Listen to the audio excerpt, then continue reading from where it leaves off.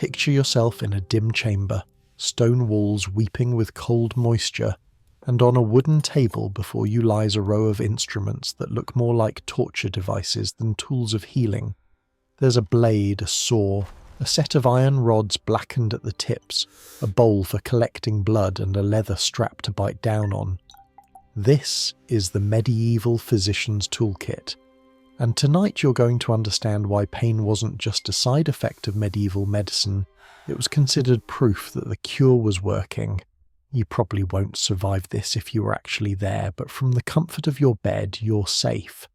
So before you get comfortable, take a moment to like the video and subscribe, but only if you genuinely enjoy what I do here. Drop a comment telling me where you're watching from and what time it is for you. I love seeing how far this little sleepy history corner reaches. Now dim the lights, maybe turn on a fan for that soft background hum, and let's ease into tonight's journey together. Medieval doctors operated under a fundamentally different understanding of the human body.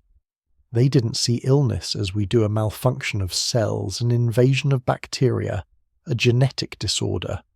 Instead, they saw the body as a delicate system of balances and flows, governed by unseen forces that could tip into chaos at any moment.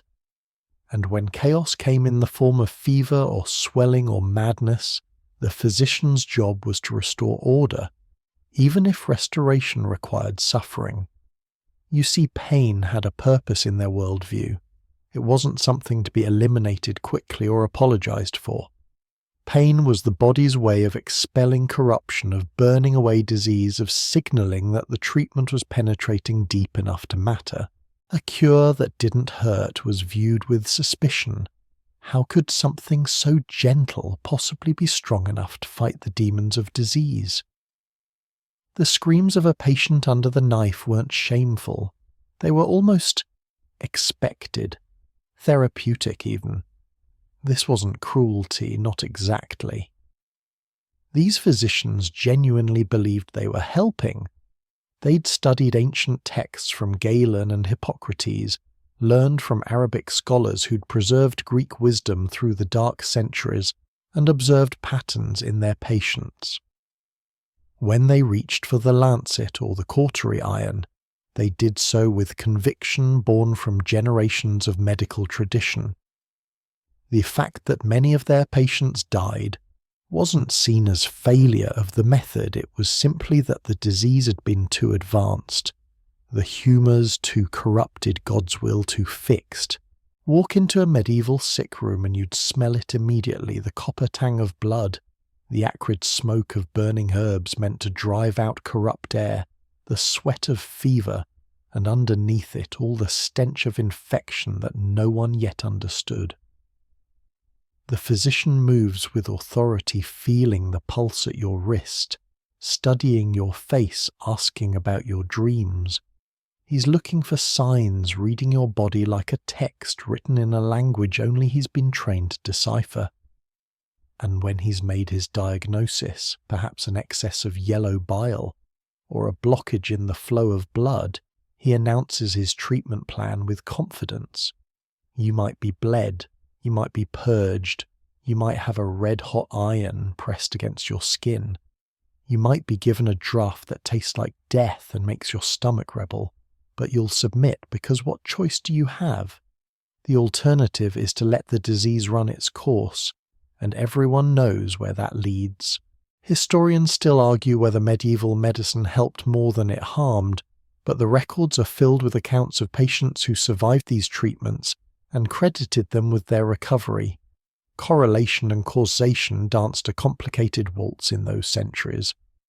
A patient who recovered after being bled might have recovered anyway, but try telling that to someone who genuinely felt relief after the procedure. The placebo effect is powerful, and when a respected physician tells you that draining a pint of blood will cure your headache, and then your headache fades, you believe. The strangest part isn't that these treatments were painful, it's that the pain was theorized, systematized, built into elegant medical philosophies that made perfect sense within their own logic. These weren't random acts of violence, they were carefully reasoned applications of principles that scholars had debated in universities for centuries.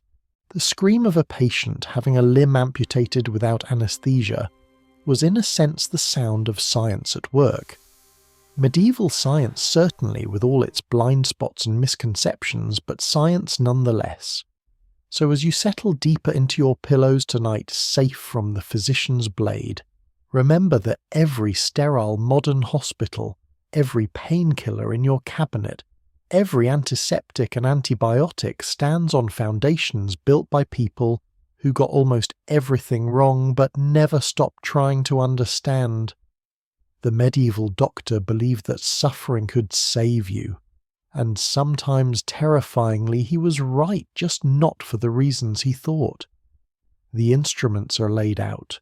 The physician washes his hands not to prevent infection, a concept still centuries away, but because cleanliness is next to godliness. He looks at you with eyes that have seen 100 patients writhe under his care, and some of them even lived. He reaches for the lancet. Your journey through medieval medicine begins here, where healing and hurting were two faces of the same desperate coin. The lancet glints in the candlelight, and you're lying on a bench in the physician's chamber watching him select a vein. Bloodletting phlebotomy, if you want the fancy Latin term, was the single most common medical procedure in medieval Europe. Headache bleed you, fever bleed you, melancholy definitely bleed you, broken bone. Well, they'd set the bone first, but then they'd probably bleed you anyway just to prevent inflammation. The logic was seductive in its simplicity. Blood, according to medieval medical theory, could become corrupted, overheated, stagnant, or excessive. Too much blood created pressure that caused all manner of ailments, throbbing temples, flushed cheeks, agitation, even violent impulses. The solution was obvious: drain some of it out. Let the bad blood flow away, and fresh, healthy blood would take its place. The body would rebalance itself. Harmony would return. You'd visit a physician during certain phases of the moon because timing mattered. Bloodletting calendars mapped out the best days and worst days for the procedure, aligned with astrological signs and planetary movements. Letting blood during the wrong lunar phase could be dangerous, or so they believed. Even the weather played a role. Spring was considered ideal for bloodletting, when the body's humours were most active and responsive to intervention. The physician presses his fingers against your inner elbow, feeling for the vein. He's done this thousands of times, and his touch is practiced almost gentle. He ties a strip of cloth above your elbow to make the vein bulge, and then with one swift motion he opens your skin. The sensation is sharp but brief. Medieval lancets were kept wickedly sharp because a clean cut hurt less than a ragged one, and even these physicians understood that much. Blood begins to flow dark and steady into a bowl marked with measurements. The physician watches it closely, judging when to stop, not by modern metrics, but by observation, your colour, your breathing, the quality of the blood itself, too pale and watery. That's a sign of weak blood, and he might stop sooner. Too dark and thick. He might let more drain away, convinced that sluggish blood was the root of your problems. Here's the thing that modern minds struggle with. Bloodletting often made people feel better. Not because it cured anything, but because the sudden blood loss triggered a drop in blood pressure. If you'd come in with a pounding headache caused by hypertension, that pressure drop would bring immediate relief. The patient would leave feeling lighter, calmer, convinced that the evil had been drained away. And the physician's reputation would grow. See, it works. But bloodletting was also exhausted people who needed their strength. Soldiers wounded in battle were routinely bled to prevent fever, which weakened them further and made infection more likely to kill them. Women after childbirth, already depleted, were bled to prevent excess blood from causing fits, which sometimes pushed them over the edge into fatal weakness. The cure and the disease blurred together in those dim chambers where physicians worked with absolute confidence. Historians still argue whether bloodletting killed more people than it helped, but the practice persisted for over 2,000 years from ancient Greece, through the medieval period and well into the 19th century. That's an extraordinary run for a medical procedure that was at best occasionally useful by accident and at worst actively harmful.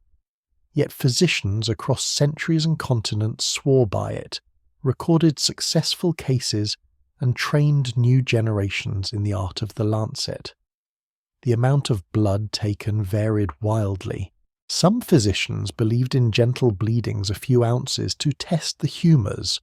Others advocated for aggressive drainage, sometimes taking pints at a time until the patient fainted. Fainting, in fact, was sometimes seen as a positive sign that the treatment had been strong enough. You'd wake up weak and dizzy, and the physician would nod with satisfaction. The corruption had been driven out so thoroughly that your body needed rest to recover. And if you were poor and couldn't afford a physician, barbers did bloodletting too for a fraction of the cost. The red and white striped pole you still see outside barbershops descends from this tradition, red for blood, white for the bandages, and the pole itself representing the staff patients would grip to make their veins bulge. Your local barber could give you a shave, cut your hair, pull your tooth, and drain a pint of blood all in one convenient visit. What a time to be alive. The strangest applications of bloodletting involve treating emotional conditions. Lovesickness, rage, religious ecstasy, all could be cured by removing excess blood. Medieval scholars theorize that passionate emotions heated the blood, making it roil and surge, and that draining some away would cool the patient's temperament. There are accounts of young monks being bled regularly to reduce sexual desire, and of melancholic nobles being bled to lift their dark moods. Whether it worked or simply weakened them into submission is another question entirely. You lie there as the physician finally presses a clean cloth against your arm and wraps it tight. The bowl beside you holds perhaps half a pint of your blood already cooling and darkening. You feel light-headed, oddly peaceful, and he interprets this as success. He gives you instructions: rest today, drink warm wine, eat red meat, to rebuild your strength. In a week, if the headache returns, come back and he'll bleed you again. This is healthcare in the medieval world, a cycle of drainage and recovery, suffering and relief, all guided by theories that made perfect sense to minds that had never seen a microscope. The lancet is cleaned and put away. Your blood is discarded, though some physicians studied it looking for signs in its colour and consistency. And you walk out into the daylight a little paler, a little weaker, but somehow convinced that you've been healed. The same man who just bled you might cut your hair next week. That's the glorious efficiency of medieval healthcare. Your barber was also your surgeon, your dentist, and occasionally your general life advisor on matters of physical suffering. The physicians, with their university educations and Latin texts, considered themselves above the messier work of cutting into flesh. So they left it to the barbers, who were tradesmen, guild members, and disturbingly good with sharp objects. Picture the barber-surgeon's shop on a typical market day. The front room smells of soap and herbs with mirrors on the wall, and a comfortable chair where wealthy customers get trimmed and shaved. But walk through the back door and the scene changes entirely. Now you smell blood, the sharper tang of urine used as an antiseptic, and the smoke from cautery irons heating in a brazier. The chair is the same, but the instruments are different. Saws, knives, hooks for extracting teeth and needles for stitching wounds. The barber-surgeon learned his trade through apprenticeship, not books. He watched a master work, held instruments cleaned up afterward, and gradually took on more responsibility until he could set a broken bone or amputate a gangrenous finger without supervision.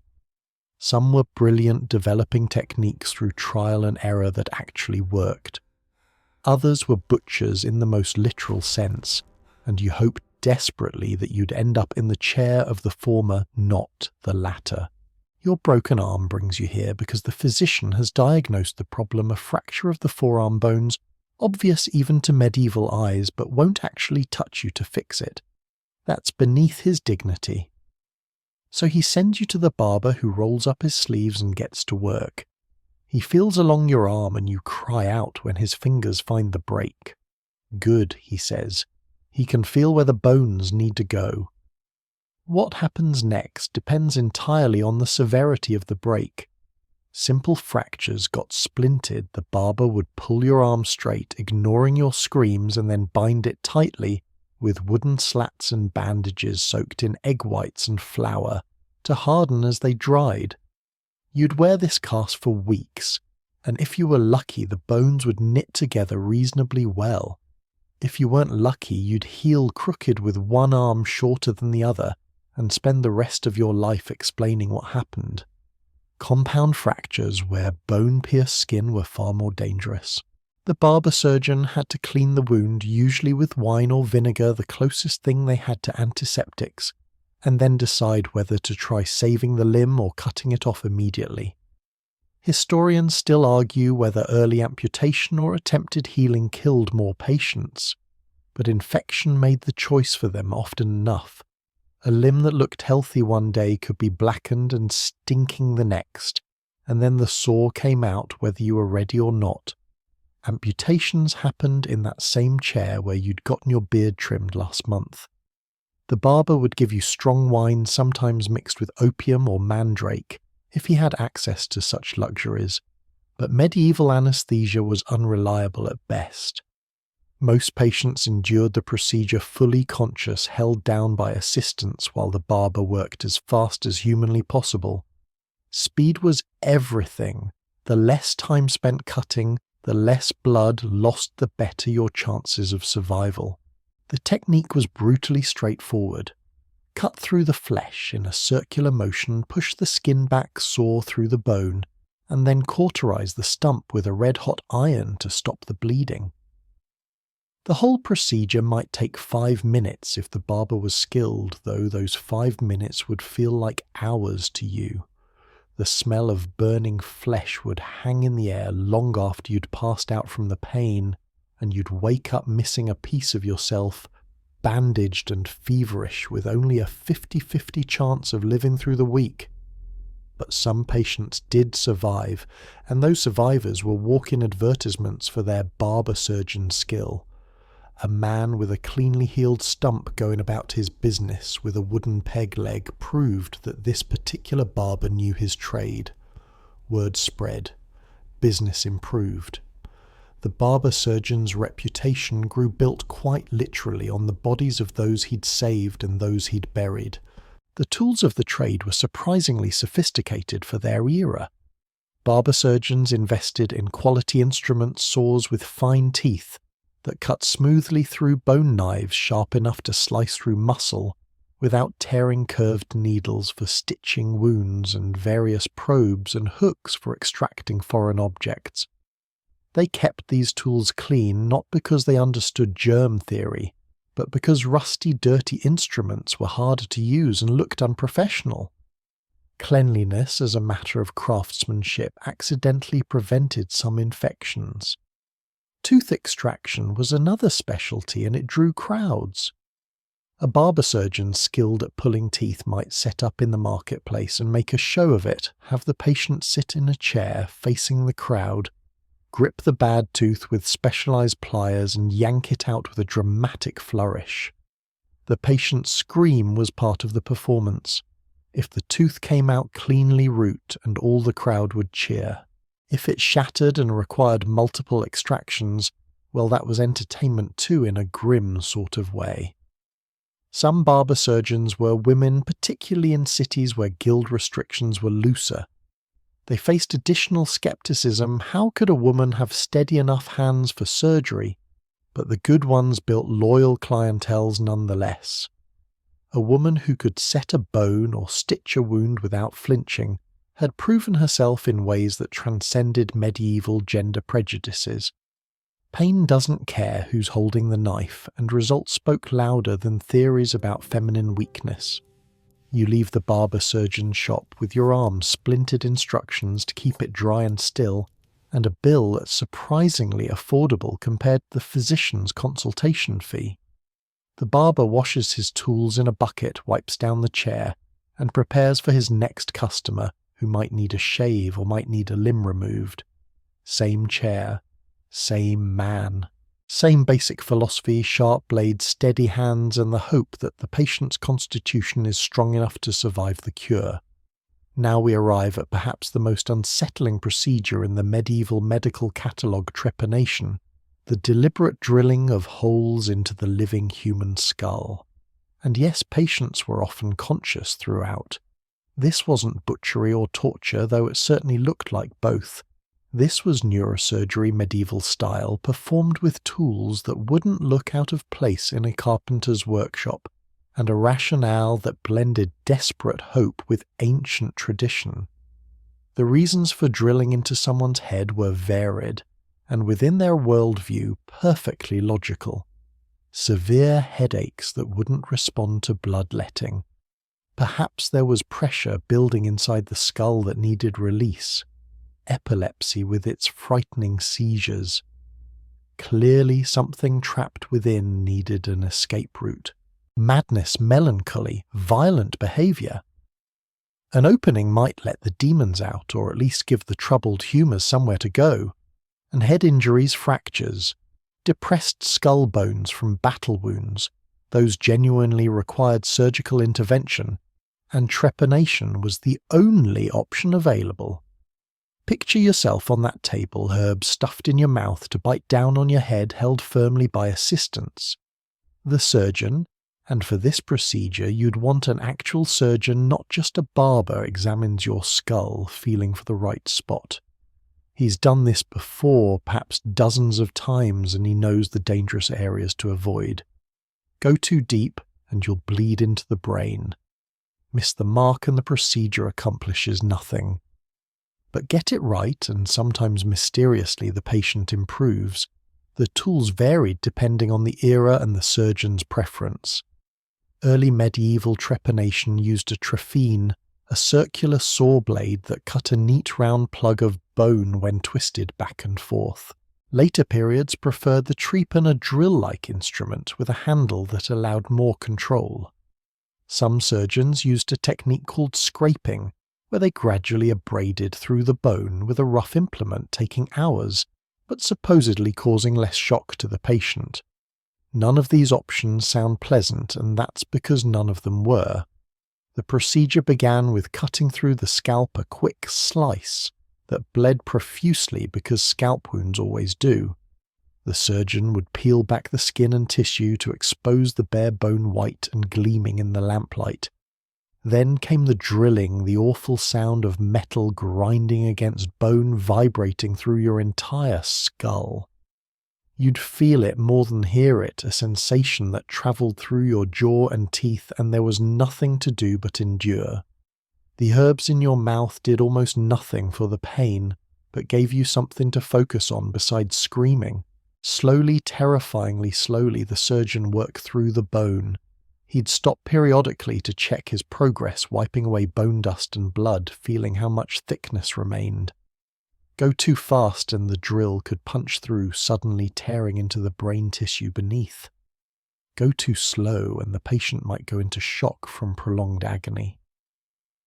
The surgeon walked a tightrope between speed and caution, guided only by experience and prayer.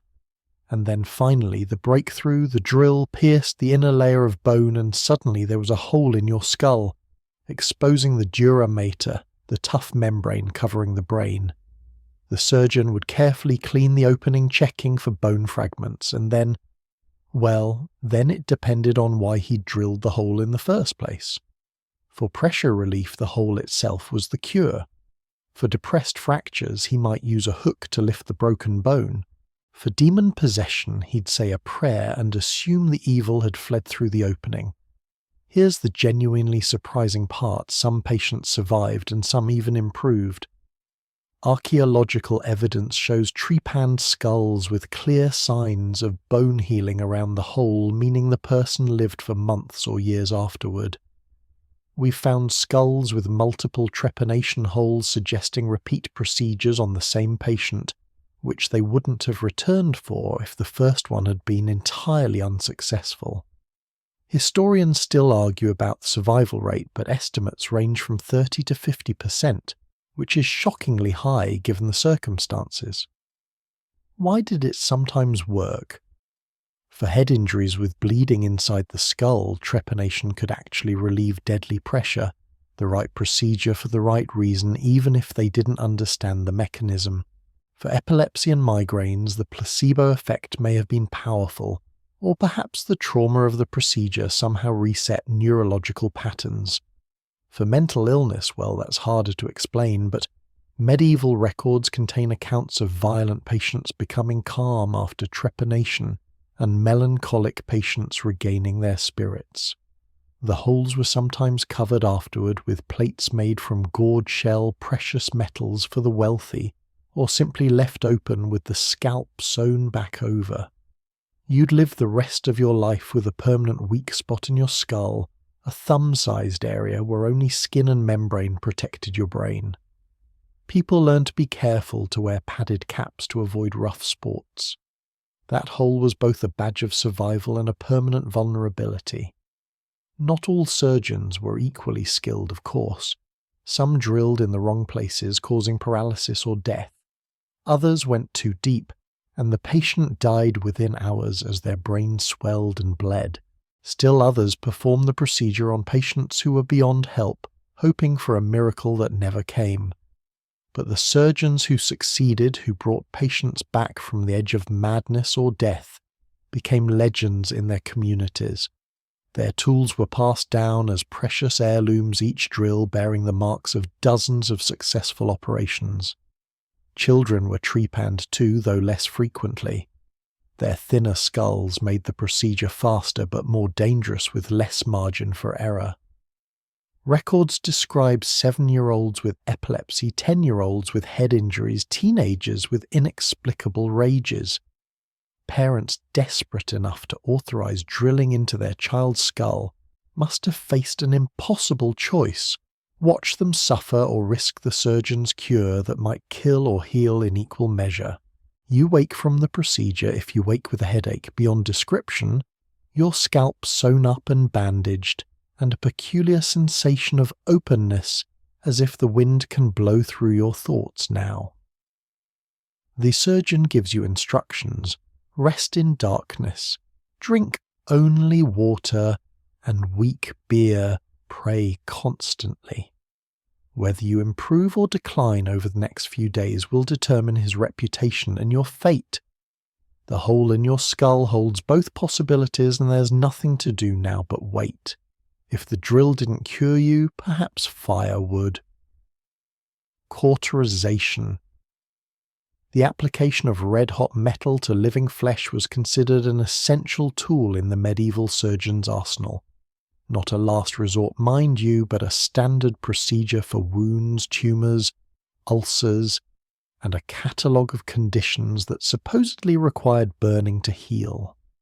The logic was straightforward: heat purified, destroyed corrupted tissue, and sealed wounds that wouldn't stop bleeding. The screaming was just part of the process. You're lying on that familiar table again, but this time you can see the brazier glowing in the corner iron rods buried in the coals, heating until they're cherry red. The surgeon is preparing to treat your leg wound, a deep gash from an accident that's begun to fester despite poultices and prayers. He's explained that the wound must be cleansed by fire, that the corrupted flesh needs to be burned away so healthy tissue can grow in its place. You've agreed, because the alternative is watching the infection spread until your leg goes black and they take the whole limb off. The cautery iron comes out of the fire glowing like a fallen star. The surgeon tests it by spitting on the metal. If his saliva hisses and evaporates instantly, the temperature is right. Too cool and it won't do the job properly. Too hot and it causes excessive damage. Medieval surgeons developed an intuitive sense for this gauging temperature by colour and sound, refining their technique through experience that was written in scar tissue rather than textbooks. He presses the iron against your wound and the world becomes nothing but pain. The searing, the smell of your own flesh. Cooking the sound like meat dropped on a hot pan, it overwhelms every sense. You try to pull away, but assistants hold you firm, and the surgeon work with grim efficiency, methodically burning across the infected area. Each touch of the iron lasts only seconds, but those seconds stretch into eternities. He lifts the iron, examines his work, plunges it back into the coals to reheat, and returns for another pass. The theory behind cauterization was actually more sophisticated than simple burning. Medieval medical texts distinguish between different types of cautery: actual using hot metal potential, using caustic chemicals, and even light cautery, gentler heat for more delicate areas. They understood that different conditions required different intensities of burning, and they developed specialized cautery irons in various shapes and sizes.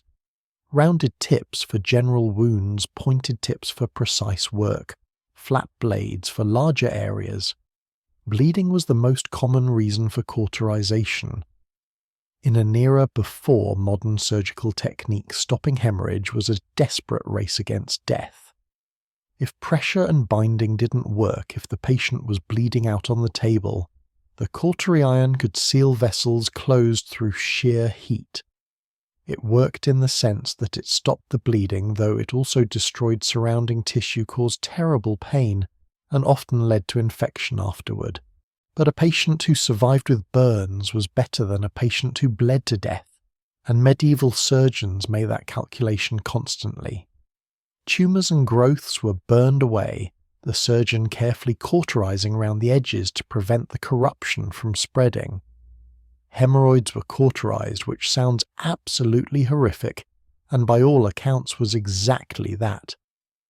Ulcers that wouldn't heal were seared on the theory that destroying the diseased flesh would allow new healthy tissue to grow. Sometimes this worked. Chronic wounds occasionally do respond to aggressive debridement, and cautery was the most aggressive method available. But cauterization extended beyond wounds and growths. Medieval physicians used it for conditions that had no business being burned.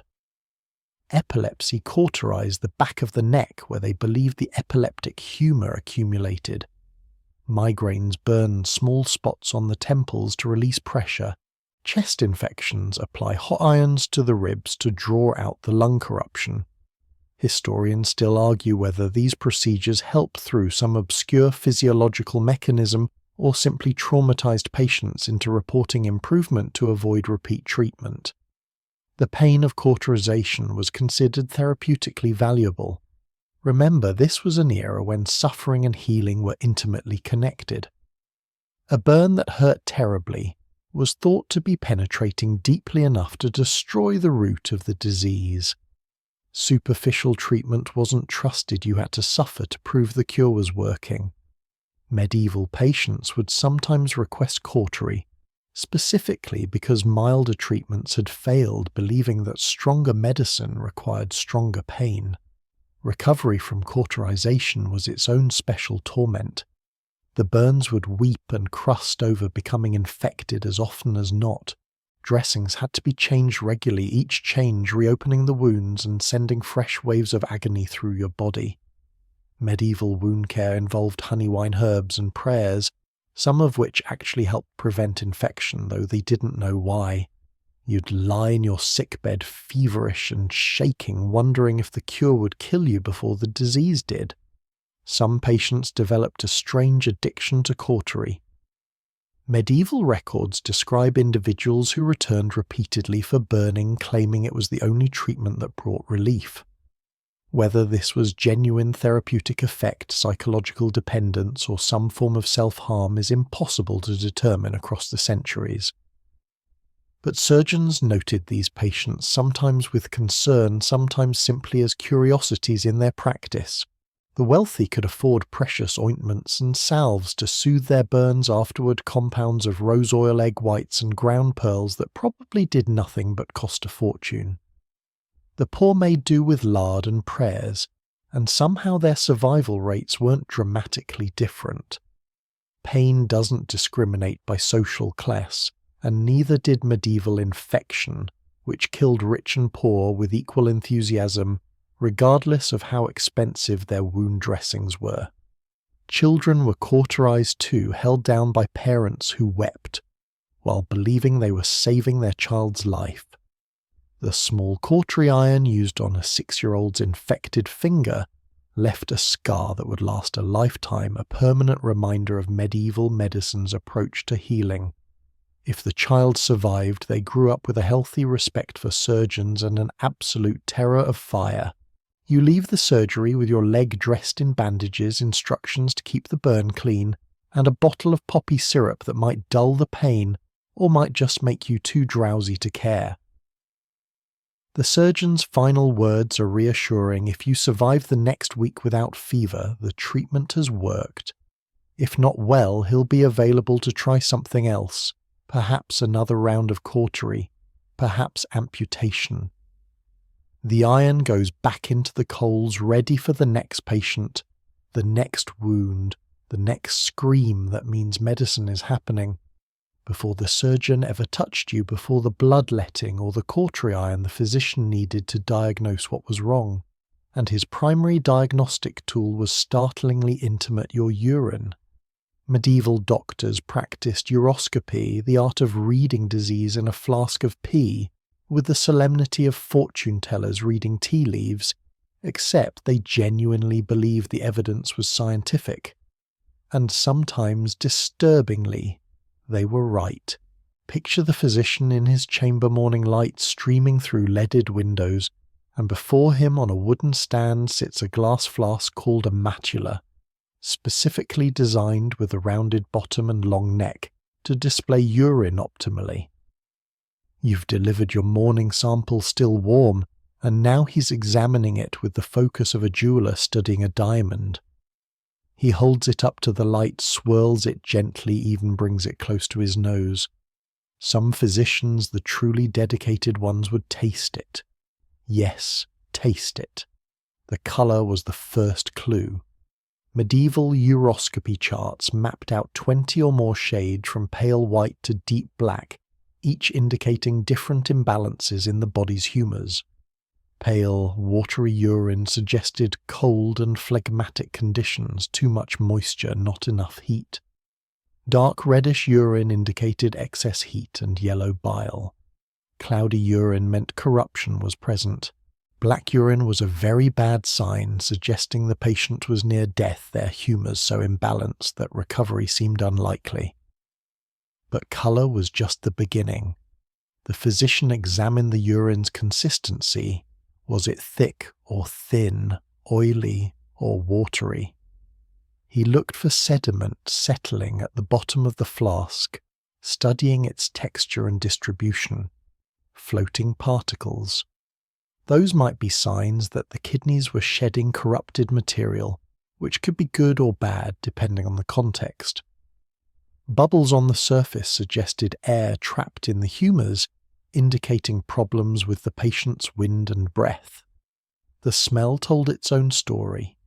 Sweet-smelling urine, what we now know, indicates diabetes, was called honey urine, and suggested excess sweetness in the blood. Foul, putrid odours meant corruption and decay somewhere in the body. Strong, concentrated smells indicated too much heat. The physician would breathe in deeply over the flask, cataloguing the notes like a wine connoisseur, and this information would guide his treatment decisions. And yes, some physicians tasted. This wasn't universal, and many doctors thought it was taking things too far, but the dedicated uroscopists argued that taste revealed truths that sight and smell could miss. Sweet urine confirmed diabetes. Salty urine indicated certain kidney problems. Bitter flavours suggested excess bile. It's genuinely remarkable that these physicians would put patients' urine in their mouths for diagnostic purposes, and yet somehow this was considered more scientific than simply asking the patient detailed questions about their symptoms. Uroscopy charts were elaborate works of medical art depicting the macula divided into sections representing different body regions. Sediment in the bottom section corresponded to problems in the lower abdomen and reproductive organs. Cloudiness in the middle suggested stomach and liver issues. Abnormalities near the neck of the flask pointed to problems in the chest and head. The flask became a map of the body, and the physician navigated it like a practiced cartographer. The truly ambitious physicians claimed they could diagnose pregnancy through uroscopy, determine the sex of the unborn child and predict the date of birth, all by examining the mother's urine. Historians still argue about how accurate these predictions were, but records show that some uroscopists gained reputations for uncanny accuracy. Whether they were reading genuine biochemical signs or simply making educated guesses based on other observations, we'll never know with certainty. Here's where medieval uroscopy gets interesting from a modern perspective. Some of their observations were actually valid. Diabetes does create sweet-smelling urine because of excess glucose. Kidney infections do cause cloudy, foul-smelling urine. Dehydration does concentrate urine and darken its colour. Liver disease can change urine's hue to deep amber or brown. The medieval physicians were observing real phenomena. They just built wildly incorrect theories around them. The problem was that uroscopy became too trusted, too central to diagnosis. Physicians claimed they could tell everything about a patient just from examining their urine without ever meeting them in person. Patients would send servants with flasks to the doctor's office, and the physician would render a diagnosis and prescribe treatment based solely on looking at pee. This led to spectacular failures, obvious missed diagnoses, and a growing skepticism among patients who felt that maybe the doctor should actually examine them. Fraudulent physicians exploited uroscopy's mystique. They'd make elaborate shows of examining urine, muttering in Latin, consulting impressive-looking charts, and then delivering confident diagnoses that were complete fabrications. Without standardized training or licensing, anyone could hang a macula in their window and declare themselves a uroscopist. The charlatans and the genuine practitioners became difficult to distinguish, which damaged the reputation of the entire field. Women's urine received special scrutiny, particularly regarding fertility and pregnancy. Medieval physicians believed they could detect whether a woman was capable of conceiving by mixing her urine with wine bran or various herbs and observing the reactions. These tests were nonsense, but desperate couples paid for them anyway, hoping for answers that science couldn't yet provide. The physician would examine the flask nod sagely and pronounce his verdict often wrong but delivered with such authority that patients believed. Some monasteries specialized in uroscopy, offering diagnostic services to travelers and locals. The monks would keep records of particularly interesting cases, creating medieval medical databases of urine characteristics and their associated diseases. These records, when they survived, show a genuine attempt at empirical observation and pattern recognition. They were doing something resembling the scientific method, just with wildly inadequate theoretical frameworks. You stand before the physician as he finishes his examination of your urine. He's taken nearly 15 minutes studying every aspect of the flask's contents, and now he's ready to deliver his diagnosis. Your urine is too dark, he announces, indicating excess yellow bile and insufficient moisture. You need bloodletting to reduce the heat, a diet of cooling foods, and a purgative to flush out the corruption. All of this based on one flask of morning pee and his unwavering confidence in reading its secrets. The medulla is emptied, rinsed, and set aside for the next patient. Your urine, which briefly held all the answers to your medical mysteries, is poured into the gutter where it belonged all along. The physician records his findings in careful Latin, adding your case to centuries of uroscopic wisdom that was sometimes inspired, often wrong, and always absolutely certain of itself. Behind every flask of urine, every bloodletting, every cautery iron lay a single elegant theory that governed all medieval medicine, the four humours. This wasn't superstition or guesswork. This was science inherited from ancient Greece, refined by Islamic scholars, and taught in every European medical school for over 1,000 years. Blood phlegm, yellow bile, and black bile. 4 fluids, 4 temperaments, 4 ways your body could fall catastrophically out of balance. The theory was beautifully symmetrical. Each humour corresponded to an element, a season, a personality type, and specific organs. Blood was hot and wet like air, associated with spring produced by the liver, and made people sanguine, cheerful, sociable, sometimes excessively optimistic. Phlegm was cold and wet like water, linked to winter, centred in the brain and lungs, creating phlegmatic personalities, calm, reliable, occasionally sluggish. Yellow bile was hot and dry like fire peaked in summer, resided in the gallbladder, and produced choleric temperaments, ambitious, quick to anger-driven. Black bile was cold and dry, like earth-dominated autumn, came from the spleen and created melancholic types, thoughtful, artistic, prone to sadness. Every disease resulted from humoral imbalance. Too much blood. You'd be feverish, flushed, energetic to the point of mania. Too much phlegm, sluggish, pale, plagued by respiratory problems. Excess yellow bile brought fevers, aggression, and digestive troubles. Too much black bile caused depression, constipation, and the darkest moods imaginable. The physician's entire job was identifying which humour had become excessive or deficient, and correcting the imbalance through diet, medicine, bloodletting, or purging. Your constitution determined your baseline humoral balance. Some people were naturally sanguine, born with blood predominant in their system. Others were melancholic by nature, their black bile always lurking. The physician needed to understand your fundamental temperament before treating you, because what balanced one person might unbalance another.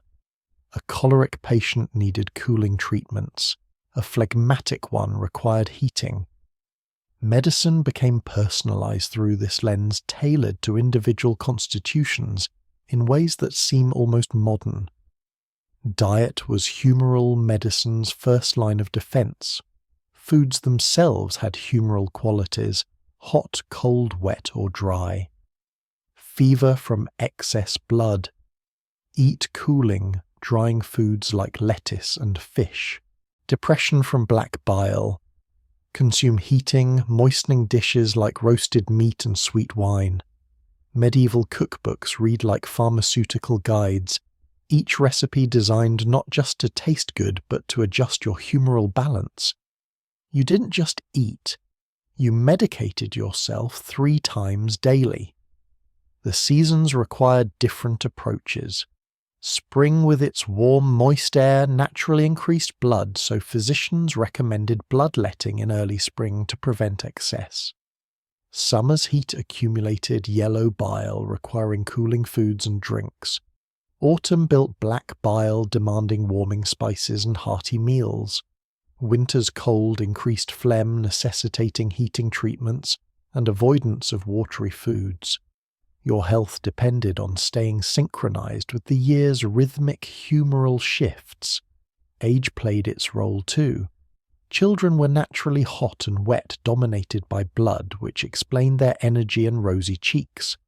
Young adults tended toward yellow bile, ambitious and active. Middle age brought increased black bile, the melancholy wisdom of maturity. Old age was phlegmatic, cold, wet, slowing down. Each life stage required different medical approaches, different diets, different expectations. Even emotions were humoral. Fall in love and your blood heated, making you flushed and foolish. Experience tragedy and black bile surged, plunging you into darkness. Anger was yellow bile boiling over. Calm contentment meant your humours were perfectly balanced, a rare and precious state. Physicians treated emotional problems as physical disorders because in their worldview emotions were physical, visible, measurable manifestations of humoral flux. The theory explained everything, which was both its strength and fatal flaw. Any symptom could be interpreted through humoral lens. Headaches, probably excess phlegm pressing on the brain, skin rashes, yellow bile erupting outward, joint pain, black bile settling in the extremities. The framework was so flexible that it could never be definitively disproven by any single observation. When treatments failed, the explanation was always that the physician had misread the balance, not that the theory itself was wrong. Yet here's the strange part.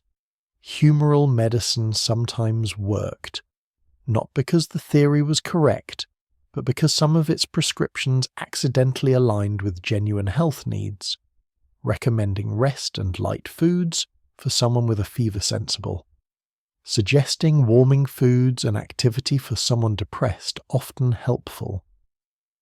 The bloodletting and purging were disasters, but embedded within humoral practice were fragments of practical wisdom that had emerged from centuries of observation. The physician examining you would check your pulse, not just its rate, but its quality. Was it hot or cold, strong or weak, fast or slow? Each variation suggested different humoral states. He'd study your complexion, feel your skin's temperature and moisture, examine your tongue's coating. Every physical sign was a clue to what was happening in your invisible internal humoral ocean, and he assembled these clues into diagnoses with absolute confidence. Treatment aimed for balance through opposites. Hot conditions required cooling treatments. Dry conditions needed moistening. The physician would prescribe combinations of bloodletting diet changes, herbal medicines and lifestyle adjustments, all calculated to nudge your humours back toward equilibrium. It was elegant, logical, and completely wrong, but it gave medieval medicine a coherent framework that felt scientific and allowed physicians to act with authority, rather than helpless uncertainty in the face of suffering. If bloodletting drained corruption through your veins, leeches were the gentler wriggling alternative, and medieval physicians loved them. These weren't random swamp creatures. They were carefully cultivated medicinal leeches stored in jars, fed regularly, and applied with the same clinical precision as any other pharmaceutical intervention. The physician would reach into the jar, select a particularly hungry specimen, and place it on your skin to feed, and then you'd watch it swell. The leech attaches with its mouth a circular sucker lined with tiny teeth that create a Y-shaped incision. You feel a brief sting, then an odd tickling sensation as the creature begins drawing blood.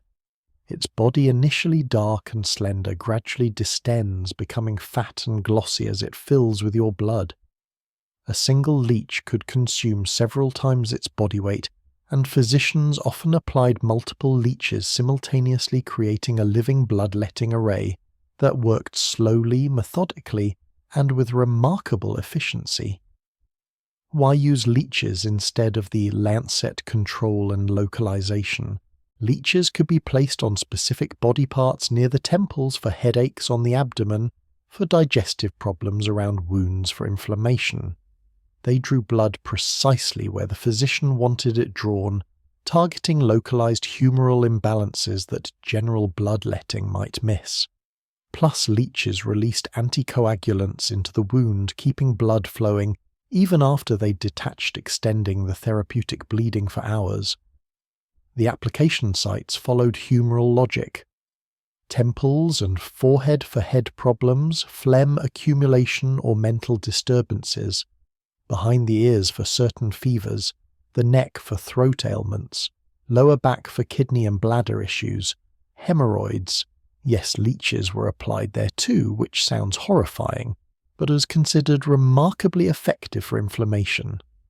The wealthy might have dozens of leeches applied in a single session, arranged in careful patterns across their bodies, like living acupuncture points. Medieval leech vendors were specialized merchants traveling with jars full of their inventory, selling to physicians, barbers, and wealthy households who kept private leech supplies. The best leeches came from clean water sources, streams, and ponds rather than stagnant marshes. A good medicinal leech was hungry but not desperate, vigorous but not aggressive, and had been properly stored. Vendors developed reputations. Nobody wanted a diseased or sluggish leech that wouldn't feed properly. Historians still argue whether leech therapy provided any genuine benefit beyond placebo and the general effects of blood loss.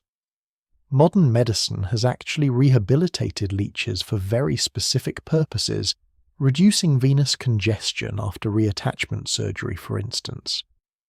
The anticoagulant in leech saliva called hirudin is genuinely useful. So medieval physicians were using a tool that had real biochemical effects, even if their understanding of why was completely wrong. The sensation of feeding leeches bothered some patients more than the lancet's quick cut. There was something viscerally disturbing about watching these creatures swell with your blood, their bodies pulsing rhythmically as they fed. Children especially found leeches terrifying, and physicians developed techniques for distracting young patients, while leeches worked stories, songs, anything to keep them from looking down at the dark shapes attached to their skin. Once engorged, leeches would detach naturally, dropping off fat and satisfied. But impatient physicians sometimes removed them early by sprinkling salt on their bodies or touching them with a hot iron, forcing them to release. The wounds would continue bleeding, those anticoagulants kept working, and physicians would either encourage this continued flow or stanch it with pressure and bandages depending on how much blood loss they deemed therapeutic. Complications arose, of course, leeches occasionally attached in wrong places, migrating before feeding, or being accidentally placed on areas with major vessels. The continued bleeding could become excessive, leaving patients weakened or anemic.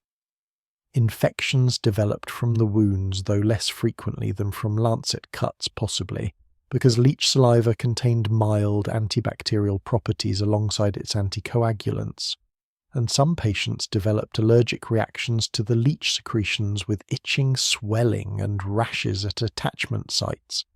The poorest patients couldn't afford purchased leeches, so they resorted to natural sources, wading into leech-infested waters and letting wild leeches attach. This was dangerous.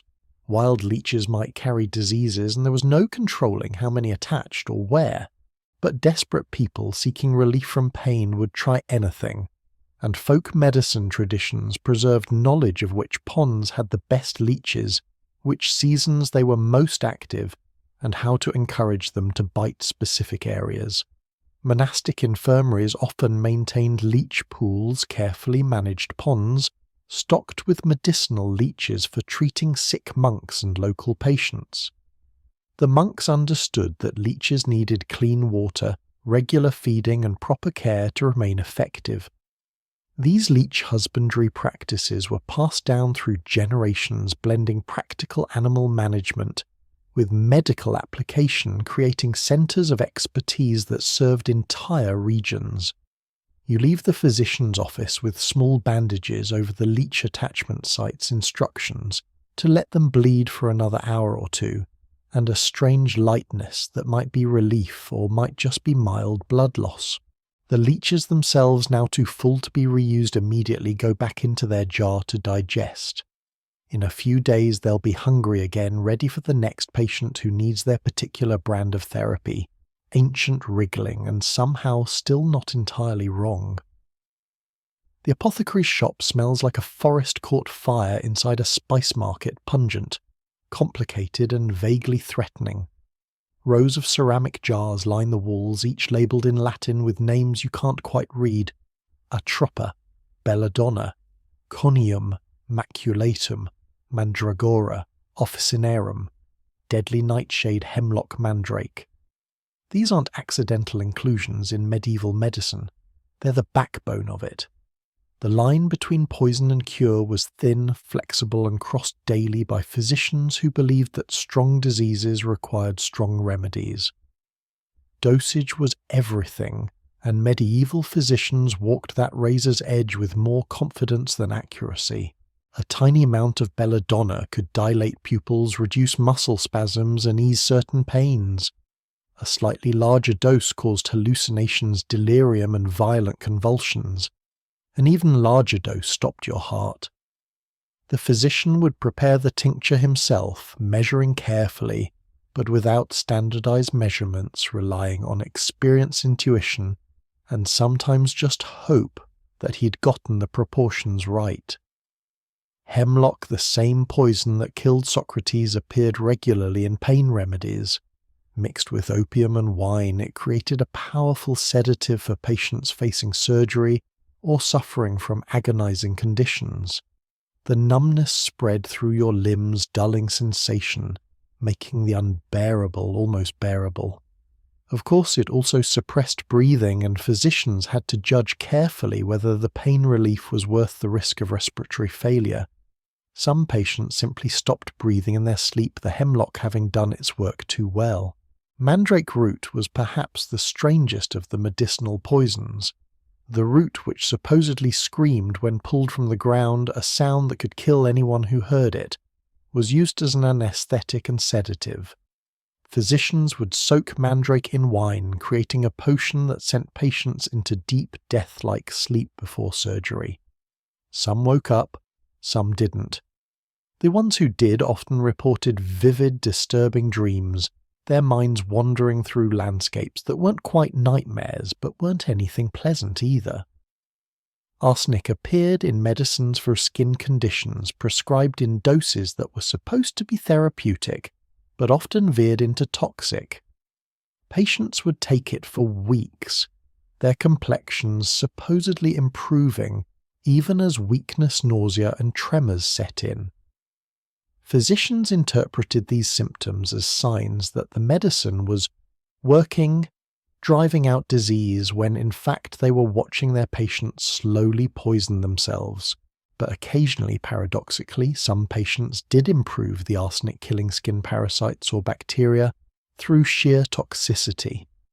Mercury became wildly popular for treating syphilis in the later medieval period, prescribed in compounds that patients would rub on their skin, swallow in pills, or even inhale as vapours.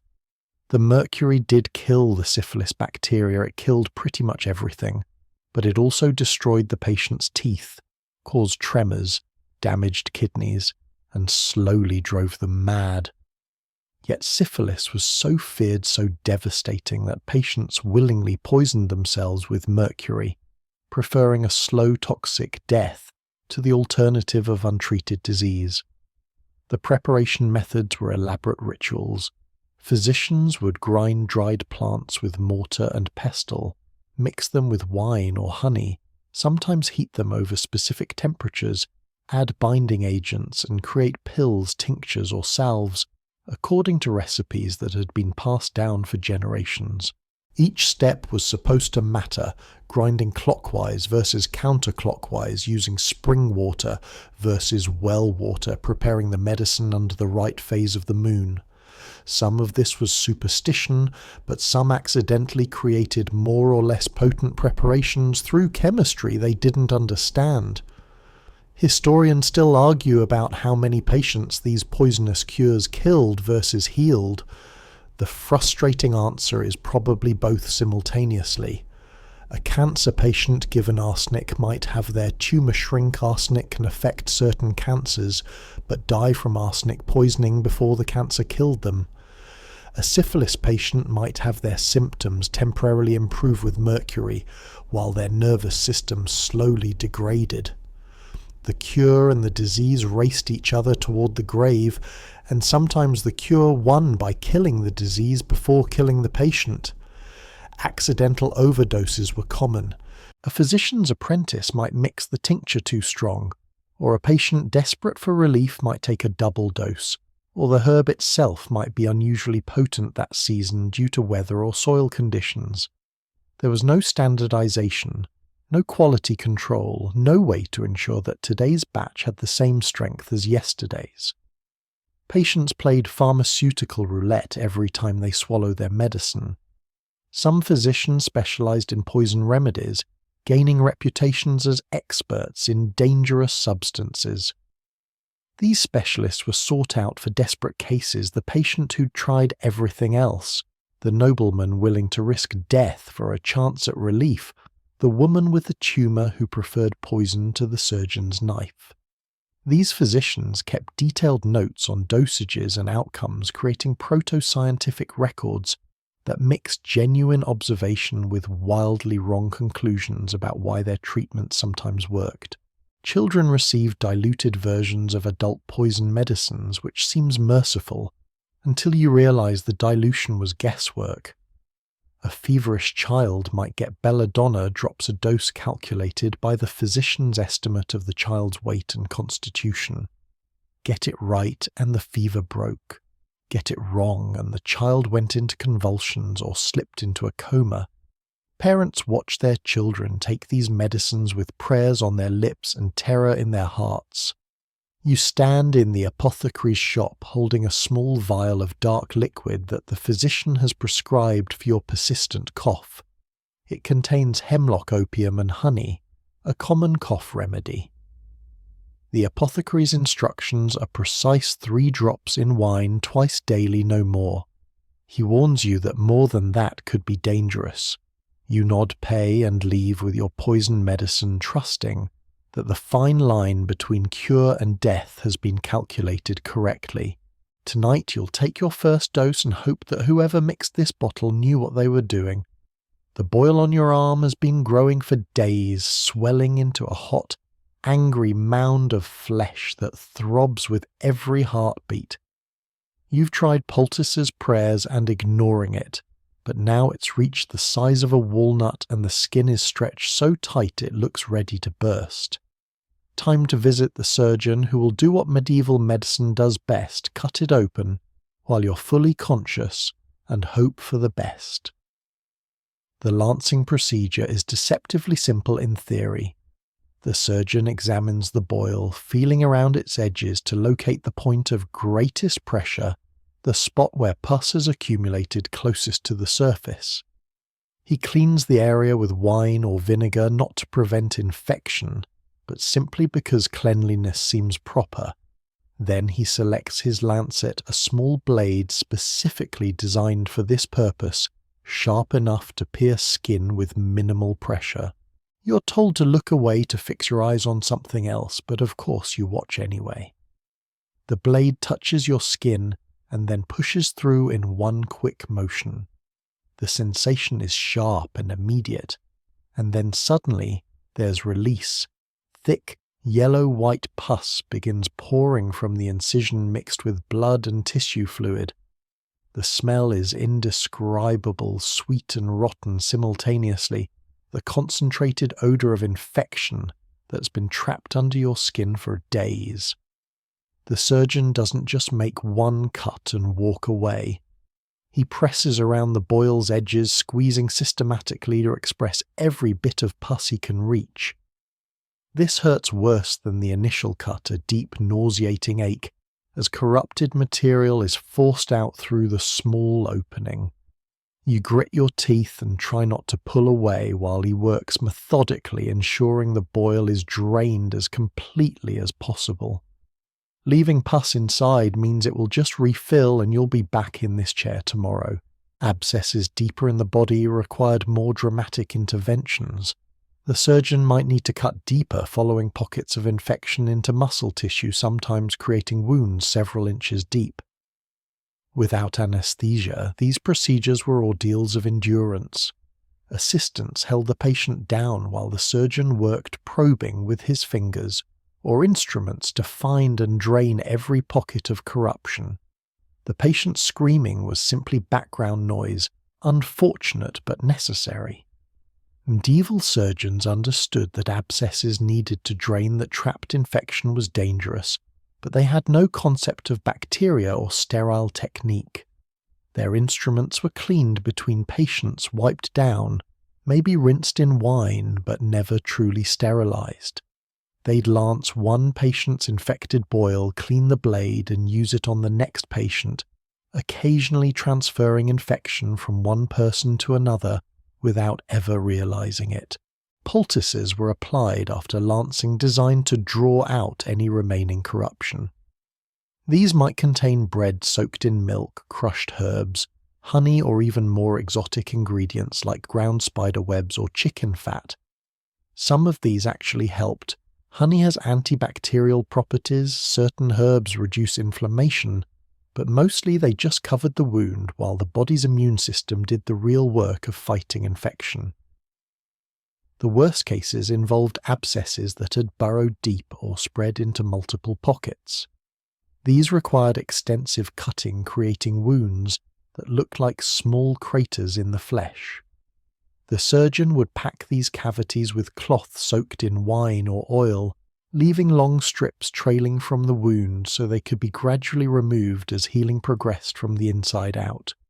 You'd walk around for weeks, with cloth hanging from a hole in your body, changing the packing daily, watching for signs of fever that meant the infection was winning. Historians still argue about survival rates for lanced abscesses, but evidence suggests that many patients did recover, particularly from superficial infections. The drainage provided genuine relief, and the body's natural healing processes often succeeded despite the unsterile conditions. Deep abscesses, especially in the abdomen or chest, were another story entirely. Those frequently killed regardless of treatment. Priests were sometimes called for the more serious lancings, standing by to administer last rites if the patient showed signs of decline during or after the procedure. This wasn't pessimism, it was realism. An abscess near vital organs or one that had spread infection through the bloodstream could kill within days. The surgeon did what he could, but ultimately the patient's survival depended on their constitution, and many believed God's will. Recurring abscesses were a mystery that frustrated medieval physicians. Patients would return again and again with new boils in the same area, and doctors had no explanation beyond vague theories about corrupt humours accumulating in weak spots. We now know these were often caused by bacteria like Staphylococcus living on the skin and repeatedly causing infections, but medieval medicine could only treat each occurrence individually, and wonder why some people seemed cursed with boils. Children with abscesses faced particular terror. The surgeon's tools looked enormous to small eyes, and the procedure was no gentler just because the patient was young. Parents held their children down while the surgeon worked, and the child's cries echoed through the chamber. Some surgeons tried to be quick to minimize the trauma. Others worked methodically, regardless of the child's distress, focused entirely on draining the infection completely. You leave the surgeon's office with your arm bandaged, throbbing worse now than before, but at least no longer feeling like it might explode. The wound will need daily cleaning and fresh dressings for at least a week. You've been given instructions, a supply of cloth for bandaging, and a jar of something herbaceous to apply. Whether you develop fever or heal cleanly is now beyond anyone's control. The surgeon has done his part. The rest is between you, your body, and whatever forces govern healing in this uncertain world. The Black Death arrived like a thief in the night, and it stayed for years, stealing roughly half of Europe's population, while physicians scrambled desperately for remedies that might work. Spoiler, almost nothing worked. But that didn't stop medieval doctors from trying everything in their considerable arsenal of painful, peculiar and utterly ineffective cures. When faced with mass death on an incomprehensible scale, they reached for their familiar tools, bloodletting, purging and increasingly desperate measures. Picture yourself in 1348 watching dark swellings appear in your groin and armpits. Buboes, they're called, egg-sized lumps of infected lymph nodes that give the plague its name. You're feverish, weak and terrified because you've seen what happens next. Most people die within days, but the physician arrives determined to save you, and he brings his methods. First, bloodletting. The logic seemed sound. The plague was clearly a corruption in the blood, so draining the bad blood should help. Physicians bled plague patients aggressively, sometimes taking dangerous amounts from people already weakened by disease. The procedure made patients feel worse, not better blood loss compounding the effects of severe infection, but physicians interpreted the increased weakness as a sign that the treatment was working, driving out corruption. When patients died anyway, the explanation was always that treatment had begun too late. The buboes themselves received special attention. Some physicians advocated lancing them, cutting into the swollen lymph nodes to drain the infection. This was agonizing. The buboes were exquisitely tender, and often ineffective as the infection was systemic, not localized. Other doctors applied poultices designed to draw out the poison-heated onions, crushed figs, butter mixed with garlic, even live pigeons cut in half and pressed against the swellings while still warm. The pigeon cure was particularly popular based on the theory that the bird's vitality would pull poison from the body into its flesh. Purging became epidemic during the epidemic. Physicians prescribed violent laxatives and emetics, forcing patients to expel everything from both ends simultaneously. The theory was that the plague poison needed to be flushed from the body entirely through every possible opening. Patients already weakened by disease were further debilitated by hours of vomiting and diarrhea. Dehydration killed some faster than the plague itself would have, but doctors persisted, convinced that aggressive purging was the key to survival. Theriac, a legendary compound containing dozens of ingredients including opium viper flesh and various spices, was prescribed as both preventive and cure. The recipe was ancient, supposedly created by Mithridates VI as a universal antidote to poisons. Plague physicians distributed theriac liberally, and patients who could afford it consumed it daily. It did nothing against the bacteria causing plague, but the opium at least dulled their pain and terror as they died. Aromatic fumigation was everywhere. Physicians burned juniper, rosemary and other herbs, constantly believing that plague spread through corrupt air miasma that could be purified by strong scents. They wore beaked masks stuffed with aromatic substances, looking like nightmarish bird creatures as they visited patients. The herbs did nothing against the actual vector flea bites from infected rats, but at least masked the smell of death that hung over plague-struck cities. Some physicians advocated for cauterization of the buboes. If lancing didn't work, perhaps burning would. Red-hot irons were pressed against the swellings, searing the flesh, in the desperate hope that fire would purify what blade could not. Patients screamed and often died from the shock and pain of the procedure, their buboes still intact, the plague bacteria continuing their work regardless of the burns. Bloodletting went to extremes during plague years. Some physicians advocated bleeding until the patient fainted, believing this was the moment when bad blood had been sufficiently drained. Others prescribed repeated bloodlettings over several days, weakening patients systematically. Historians still argue whether any plague victim was actually helped by losing pints of blood, but records show that many were convinced it worked, crediting survival to timely bleeding, when in fact they were simply among the minority whose immune systems successfully fought off the infection. Plague doctors developed strange preventive regimens for themselves. They avoided bathing, believing water opened pores that would admit plague miasma. They carried nosegays and wore aromatic sachets. Some rubbed themselves with mercury. Others consumed theriac daily and bled themselves prophylactically. These measures did nothing against fleas and bacteria, but gave physicians the illusion of control in a situation that was terrifyingly uncontrollable. The wealthy could afford multiple treatments, simultaneously bloodletting, purging theriac poultices, prayer sessions with hired priests, everything medicine and religion offered. The poor made do with whatever they could afford or create themselves, folk remedies, herbs gathered from fields, prayers to saints, and mostly just waiting to see whether they'd be among the lucky survivors. Children with plague received gentler versions of adult treatments, which is to say they were bled less aggressively and purged with slightly less violence. But medieval medicine didn't truly modify its approach for youth or age. If bloodletting was the answer, everyone got bled. Families watched their children suffer through treatments that were almost as terrible as the disease, holding on to hope that somehow this time the cure would work.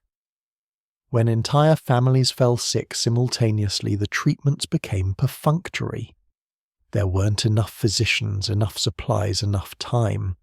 The careful theories about humoral balance and timed bloodletting gave way to desperate mass application of anything that might help. Plague pits filled with bodies of people who'd been bled, purged, cauterized and poulticed their treatments, having done nothing except make their final days more miserable. You lie in your sickbed, the bubo in your armpit, throbbing, your body weakened from bloodletting and purging, a poultice of heated onions pressed against your swelling, and you wonder whether the treatments or the disease will kill you first. The physician has done everything his training suggested. Now it's just waiting for fever to break or for darkness to fall. Medieval medicine has thrown everything it knows at the plague, and the plague is winning anyway. When conventional medicines failed, physicians turned to the exotic, the expensive and the frankly bizarre. Ground unicorn horn was prescribed for poisoning and plague. Except, of course, unicorns didn't exist. So what patients actually received was powdered narwhal, tusk, rhinoceros horn, or sometimes just carved cattle bone sold by unscrupulous merchants. It dissolved in wine-tasted chalky cost a fortune, and did absolutely nothing except lighten your purse while you died anyway. Mummy powder was astonishingly popular among medieval and early Renaissance physicians. Yes, actual Egyptian mummies ground into powder and consumed as medicine. Traders imported mummified remains from Egypt specifically for pharmaceutical use, and apothecaries stocked it alongside their herbs and minerals. The theory was that the preservative resins and bitumen used in mummification contained healing properties that would transfer to the consumer. Patients swallowed dust that had once been human beings, believing it would cure everything from headaches to consumption. The process of obtaining mummy was grim commerce. Tomb raiders in Egypt dug up ancient remains, stripped away wrappings, and shipped desiccated bodies to European markets. Some merchants, finding demand exceeded supply, created fake mummies by taking recently deceased bodies, coating them in bitumen and aging them artificially. Whether genuine or counterfeit, patients consumed this ghoulish powder, with physicians' blessings, desperate for cures that conventional medicine couldn't provide. These are stones concretions found in the digestive tracts of animals, particularly goats, were considered powerful antidotes to poison. These hard-layered masses of undigested material were dissolved in wine or worn as amulets. Kings and nobles kept bezoars nearby, constantly believing they could detect or neutralize any poisoning attempt. Physicians prescribed bezoar dissolved in liquid for various ailments, particularly those involving the stomach. The stones were rare, expensive, and medically useless, but their mystique made them prized possessions. Fox lung was prescribed for respiratory ailments, following the logic that since foxes were swift and cunning, their lungs must be particularly healthy and strong. The organ would be dried ground into powder and mixed with wine or honey. Patients with persistent coughs consumption or breathing difficulties would consume powdered fox lung regularly, hoping the animal's vitality would transfer to their own compromised respiratory systems. Emeralds ground into powder were said to cure everything from failing eyesight to snake bites. Only the extremely wealthy could afford this treatment, watching precious gems reduced to expensive dust that they'd consume in wine. The green colour supposedly related to healing properties through the medieval doctrine of signatures, the belief that God marked useful substances with visual clues, green stones for festering wounds, red stones for blood disorders, yellow for liver complaints. Pearls dissolved in vinegar became medicine for melancholy and weakness, prescribed to nobles who could afford to literally drink their jewellery. The dissolution process took days, the vinegar slowly eating away layers of nacre, and the resulting liquid tasted awful. But sadness was a serious medieval ailment, treated with the same medical intensity as physical diseases, and if consuming dissolved pearls might lift dark moods, the wealthy were willing to try. Human skull moss, a lichen that supposedly grew on skulls of executed criminals, was harvested from gallows and graveyards for use in medicines, treating head injuries and epilepsy. The theory suggested that substances from human remains could treat human ailments through sympathetic magic blended with medical theory. Apothecaries sold it alongside their conventional herbs, and physicians prescribed it seriously, with detailed instructions on preparation and dosage. Historians still argue about whether any of these exotic cures provided genuine benefit. The answer is almost certainly no, except through placebo effect. But that effect shouldn't be dismissed when a wealthy patient consumed powdered emerald and felt better. Something happened in their mind that translated to physical improvement, even if the emerald itself did nothing. Medieval medicine stumbled accidentally into understanding that belief and expectation could influence healing, even while completely misunderstanding the mechanisms. The desperation behind these cures reveals something profound about medieval medical practice. When conventional treatments failed, and they failed constantly, physicians and patients alike reached for anything that seemed powerful enough to matter. If regular medicines couldn't cure plague, perhaps ground mummy could. If bloodletting didn't help your melancholy, perhaps dissolved pearls would. The more desperate the situation, the more exotic and expensive the remedy. Animal parts featured extensively in these desperate pharmacopoeias. Powdered crab eyes for kidney stones, dried spider webs to stop bleeding, swallow nests dissolved in wine for vision problems. Each prescription was based on elaborate theories connecting animal characteristics to human ailments through chains of symbolic logic that made perfect sense within their worldview and none whatsoever to modern minds. Some ingredients were so rare that only royalty could access them. Dragon's blood, actually resin from certain trees, was prescribed for wound healing and internal bleeding. Ambergris, a whale secretion, treated nervous disorders and is worth more than gold by weight. These substances moved through elaborate trade networks, passing from merchant to apothecary to physician to patient, each step adding cost and mystique. The poorest patients couldn't access any of these exotic cures, which created a two-tier medical system. Nobles consumed mummy and unicorn horn, while peasants made do with local herbs and prayers. Yet survival rates weren't dramatically different, suggesting that expensive remedies offered no genuine advantage except psychological comfort and social status. Death remained democratic even when medicine wasn't. You stand in the apothecary's shop examining a vial labelled with Latin you can't read. Inside is a fine powder grey-white, supposedly ground from unicorn horn. The apothecary assures you of its authenticity, though you'll never know whether it's genuine narwhal tusk or just carved cattle bone. You pay an amount that represents weeks of labour. Take your exotic powder home and dissolve it in wine as instructed. It tastes like chalk and hope. And tomorrow you'll check whether your symptoms have improved, believing that something this expensive, this rare, surely must work. Medieval physicians were absolutely obsessed with making you expel things from your body. If bloodletting drained corruption from above, then enemas and purgatives attacked from below, and the more violently everything evacuated, the more successful the treatment was deemed. Picture yourself prescribed a course of cleansing therapy, which is medieval code for spending the next several hours on a chamber pot wondering whether the cure is actually worse than whatever brought you to the physician in the first place. The enema or clister in proper medical terminology was administered with a specialized syringe, a long nozzle attached to a bladder or piston device that could force liquid into your rectum. The solutions varied wildly: water mixed with herbs, wine vinegar, bile from various animals, even milk or honey.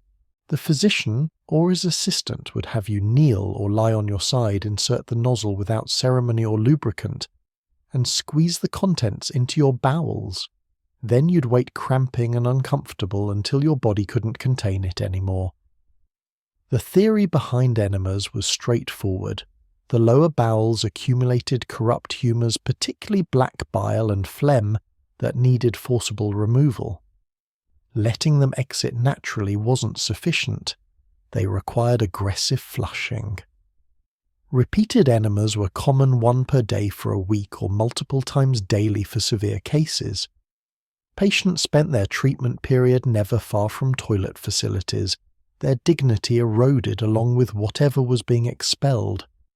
Purgatives medicines designed to cause violent diarrhea were prescribed with equal enthusiasm. These ranged from relatively gentle laxatives like senna to aggressive compounds that caused explosive bowel movements. Scammony, a powerful plant-based purgative, could empty your intestines within hours, leaving you weak, dehydrated, and thoroughly cleansed by medieval standards. Physicians carefully calculated doses, though carefully here meant based on experience and guesswork rather than any actual standardization. The most aggressive purgatives caused simultaneous vomiting and diarrhea, purging from both ends at once, which physicians believed was ideal for truly severe humoral imbalances. Patients would spend hours miserably expelling everything they'd eaten recently, then continue with dry heaves and cramping long after their systems were empty. This was considered a sign that deep-seated corruption was being driven out, when actually it was just the body's violent reaction to poisonous substances. Timing mattered in purging just as it did in bloodletting. Spring was considered ideal, the season when nature itself purged winter's accumulation. The lunar calendar influenced scheduling. Certain moon phases were thought to make purging more effective. Patients were instructed to fast beforehand, eat specific preparatory diets, and plan their purging days when they could remain near home for obvious reasons. Children weren't spared this particular therapy. Pediatric doses were smaller, but the principle was identical: constipation, stomach complaints, fevers, mysterious ailments, all received purgative treatment. Parents watched their children suffer through hours of cramping and diarrhea, believing this misery was necessary medicine. Some children died from dehydration caused by over-aggressive purging, their small bodies unable to tolerate the fluid loss. Historians still argue whether any genuine medical benefit came from this obsessive purging. In cases of actual constipation or certain parasitic infections, emptying the bowels had obvious benefits, but the medieval application was far broader, treating conditions that had nothing to do with digestive issues. Headaches, depression, skin rashes, everything received the purging treatment based on theories that connected all ailments to corrupt humours requiring expulsion. The wealthiest patients had private enema administrators, servants or medical assistants whose job was specifically to prepare and deliver clysters. This was considered skilled work, getting the mixture right, inserting the nozzle properly, timing the procedure correctly. These specialists developed reputations, and nobles would request their favourite enema administrator by name, which is perhaps the most medieval thing imaginable. Public bathhouses sometimes offered enema services alongside their bathing facilities, creating one-stop wellness centres where you could bathe, be purged, possibly be bled, and maybe get a shave all in one visit. The communal nature of medieval healthcare extended even to these intimate procedures. Privacy as we understand it barely existed. Bodily functions were simply facts of life to be dealt with practically. Monks in monasteries often administered enemas to each other as part of health maintenance, following schedules that dictated regular purging regardless of symptoms. The monastic infirmaries kept detailed records of who'd been purged when tracking humoral balance as carefully as they tracked prayer schedules. Some monasteries developed specialized purgative recipes, herbs grown in their own gardens mixed according to traditional formulas passed down through generations. Pregnancy brought its own purging complications. Physicians debated whether pregnant women should be purged, with some arguing it was necessary for the mother's health, and others warning it could cause miscarriage. Many women were purged anyway, particularly in early pregnancy, or if they showed signs of humoral imbalance. The risks were real. Violent purging could indeed trigger miscarriage, but medieval medicine's tendency toward aggressive intervention overrode caution. The equipment itself was an investment. Quality clyster syringes, usually made from brass or pewter with leather bladders, were expensive medical devices that physicians and wealthy households maintained carefully. Cheaper versions existed for common use: wooden syringes, pig bladders attached to hollow reeds, but these were less reliable and potentially more uncomfortable. You finish your prescribed week of daily purging, weakened and dehydrated, but assured by your physician that your humours are now properly balanced. Your digestive system feels wrecked. You've spent more time on the chamber pot than in your own bed, and you're not entirely sure what ailment this was supposed to cure, but the physician nods with satisfaction, explaining that the violence of your body's response proves the treatment's effectiveness. The corruption has been expelled, you're cleansed, and if you never want to see another clyster syringe again, well, that's entirely understandable. Your tooth has been aching for weeks, a persistent throb that's spread into your jaw and keeps you awake at night. You've tried clove oil prayers to Saint Apollonia and packing the cavity with various herbs, but nothing helps. Now you're standing in the town square watching a travelling tooth puller set up his operation, and you're beginning to think that maybe constant pain is preferable to what's about to happen. The tooth puller isn't exactly a physician, not quite a barber surgeon, but something in between: a specialist who travels from market to market, pulling teeth for anyone brave or desperate enough. He set up a raised platform so crowds can watch, because tooth extraction in medieval times was public entertainment. His assistant beats a drum to gather attention, while the tooth puller displays his tools, various pliers, hooks and levers designed to grip and wrench teeth from their sockets. He calls for volunteers and you step forward because the pain has become unbearable. He seats you in his chair facing the crowd and examines your mouth with fingers that smell of the previous patient's blood. He locates the bad tooth or molar, naturally the hardest kind to extract, and selects his tool. No numbing, no anesthetic, just grip, twist, and pull. The pliers clamp onto your tooth cold metal against sensitive gum tissue. Then he begins to rock the tooth, working it loose from the bone and ligaments holding it in place. The sensation is beyond pain, it's pressure and tearing, and a fundamental wrongness, as something permanently attached to you is forcibly removed.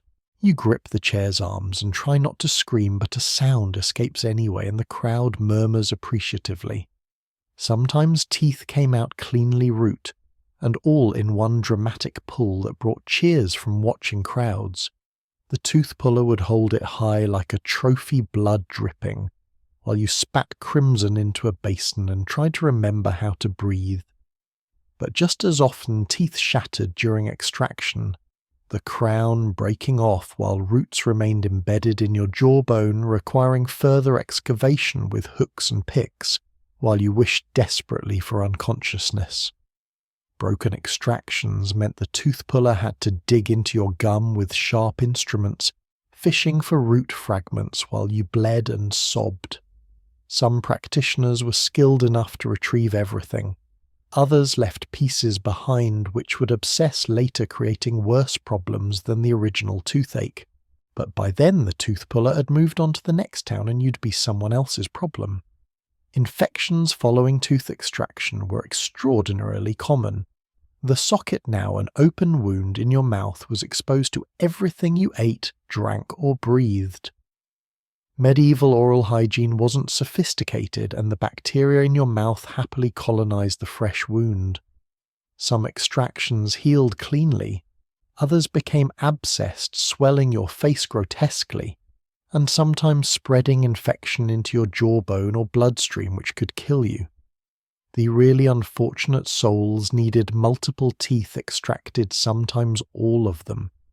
Advanced decay could destroy an entire mouth, and the only solution was wholesale removal. Imagine sitting in that chair for an hour, while the tooth puller systematically destroyed your dental integrity, one agonizing extraction after another. You'd leave toothless, speaking with a lisp, able to eat only soft foods for the rest of your life. Historians still argue about medieval dental health, but skeletal evidence suggests it was actually better than during later periods. The medieval diet contained less sugar, so cavities were somewhat less common than in subsequent centuries. But when dental problems occurred, the only real treatment was extraction, and extraction was brutal, risky, and permanent. Children faced tooth extraction too, though practitioners supposedly were gentler with young patients. Baby teeth that wouldn't come out naturally, badly decayed, permanent teeth in teenagers all received the same basic treatment. The tools were the same size regardless of patient age, and children's screams were perhaps more distressing, but no less unavoidable. Some tooth pullers were charlatans who'd yank healthy teeth along with bad ones, either through incompetence or malice. You'd point to your aching right molar, and they'd extract your left one instead, or pull the one next to it preventively and charge you double. Without licensing or regulation, anyone could claim expertise in dental extraction, and patients had little recourse if butchered. Payment happened after extraction, assuming you survived, and could still speak clearly enough to argue about prices. The tooth puller would name his fee, usually reasonable since his business model depended on volume, and you'd pay it grateful the ordeal was over. He'd give you basic instructions: rinse with salt water, avoid hot foods, expect bleeding and pain for several days. Then he'd call for his next patient while you stumbled away holding cloth to your bleeding mouth. The extracted teeth themselves sometimes became souvenirs or charms. The tooth puller might string them on necklaces to advertise his skill, dozens of teeth from successful extractions, brown and stained, but proof he knew his trade. Some patients kept their own extracted teeth, a strange memento of survived suffering. Others threw them away immediately, wanting no reminder of the experience. False teeth existed, but were rare and expensive, usually just cosmetic facades attached to remaining teeth with gold wire. Most people who lost teeth simply learned to live without them, their diets and speech permanently altered. Nobles might afford replacements. Peasants made do with gaps in their smiles and limitations on what foods they could chew. You walk away from the town square with an empty socket where your tooth used to be, your mouth full of blood, your jaw throbbing worse somehow than when the tooth was still present. The tooth puller has already seated his next patient and is calling to the crowd about his success rate. You can still hear the screaming as you head home, knowing you'll taste blood for days and wondering if you'll develop one of those infections everyone whispers about. But at least that specific ache is gone, pulled from your skull by sheer mechanical force, and displayed briefly to an entertained crowd before being tossed in a bucket with dozens of its fellows. Pregnancy and childbirth were the most dangerous medical events most medieval women would face, and the treatments available to them were a mixture of genuine folk wisdom, religious ritual, and interventions that were sometimes helpful but often horrifying. You're in labour, and the midwife has arrived with her bag of herbs, amulets, and tools that might save your life or might make everything worse. Labour could last for days, and during that time you'd consume various herbal preparations meant to ease pain and speed delivery. Ergot, a fungus that grows on rye, was given to intensify contractions, and it did work because ergot contains compounds that affect the uterus. Unfortunately, it also caused violent contractions that could rupture the uterus or kill the baby, and dosing was pure guesswork. Too little did nothing. Too much was catastrophic. Birthwort, despite its promising name, was another common labour herb that caused more problems than it solved. Mixed in wine or ale, it was supposed to ease delivery but often caused bleeding complications. Pennyroyal induced labour in overdue pregnancies, but was essentially an abortifacient that could kill both mother and child if given incorrectly. Medieval midwives walked a tightrope between remedies that might help and poisons that definitely harmed. If labour stalled, the baby stuck, progress stopped, the midwife had limited options, all of them terrible. She might reach inside to manually reposition the baby, her unwashed hands introducing infection, even as she tried to save lives. She might use hooks to extract a dead baby piece by piece, a procedure so gruesome that describing it in detail feels gratuitous. Or she might simply wait praying while mother and child both slowly died from exhaustion and complications. Caesarean sections existed but were essentially death sentences for the mother. The procedure was performed only when the mother was dying or already dead, a last desperate attempt to save the baby. Without anesthesia, antiseptics, or ability to control bleeding, cutting through abdominal wall and uterus was survivable only by accident. Medieval records contain a handful of alleged C-section survivals, but historians still argue whether these accounts are accurate or legendary. After delivery, if both mother and baby survived, new dangers emerged. Childbed fever, puerperal sepsis caused by bacterial infection, killed countless women in the days following birth. The midwife's unwashed hands, the unsanitary birth environment, the tears and trauma of delivery all created perfect conditions for infection. Women would develop fever delirium and often died within a week of successful delivery, the baby surviving while the mother didn't. Bleeding after birth was treated with herbs meant to constrict blood vessels, shepherd's purse, yarrow, nettle tea. Some of these actually helped reduce hemorrhaging through compounds that promoted clotting. Others did nothing while the woman bled to death, her family watching helplessly, as midwife tried remedy after remedy from her collection of dried plants and prayers. The placenta required careful handling according to medieval belief. if it didn't deliver completely, pieces retained inside would cause infection and death. Midwives would manually extract it again with unwashed hands, rooting around inside the newly delivered uterus for fragments. Sometimes this worked. Sometimes it introduced the infection it was meant to prevent. The expelled placenta was then buried or burned according to local custom, believed to have spiritual significance that affected the child's future. Stillbirths and infant deaths were heartbreakingly common, and the treatments offered were more about managing grief than preventing tragedy. Babies born not breathing might be slapped, plunged in cold water, or held upside down, techniques that occasionally worked if the baby was merely stunned rather than truly dead. But most stillbirths resulted from complications no medieval intervention could address: umbilical cord accidents, placental failures, birth defects incompatible with life. Twins presented double danger and double mystery.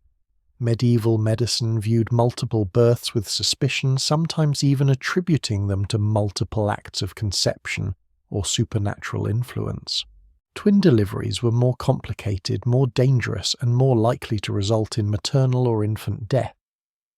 The midwife's expertise was tested severely by twins, and many women didn't survive the delivery. Historians still argue about maternal mortality rates in medieval times, with estimates ranging from 1 to 3% per birth.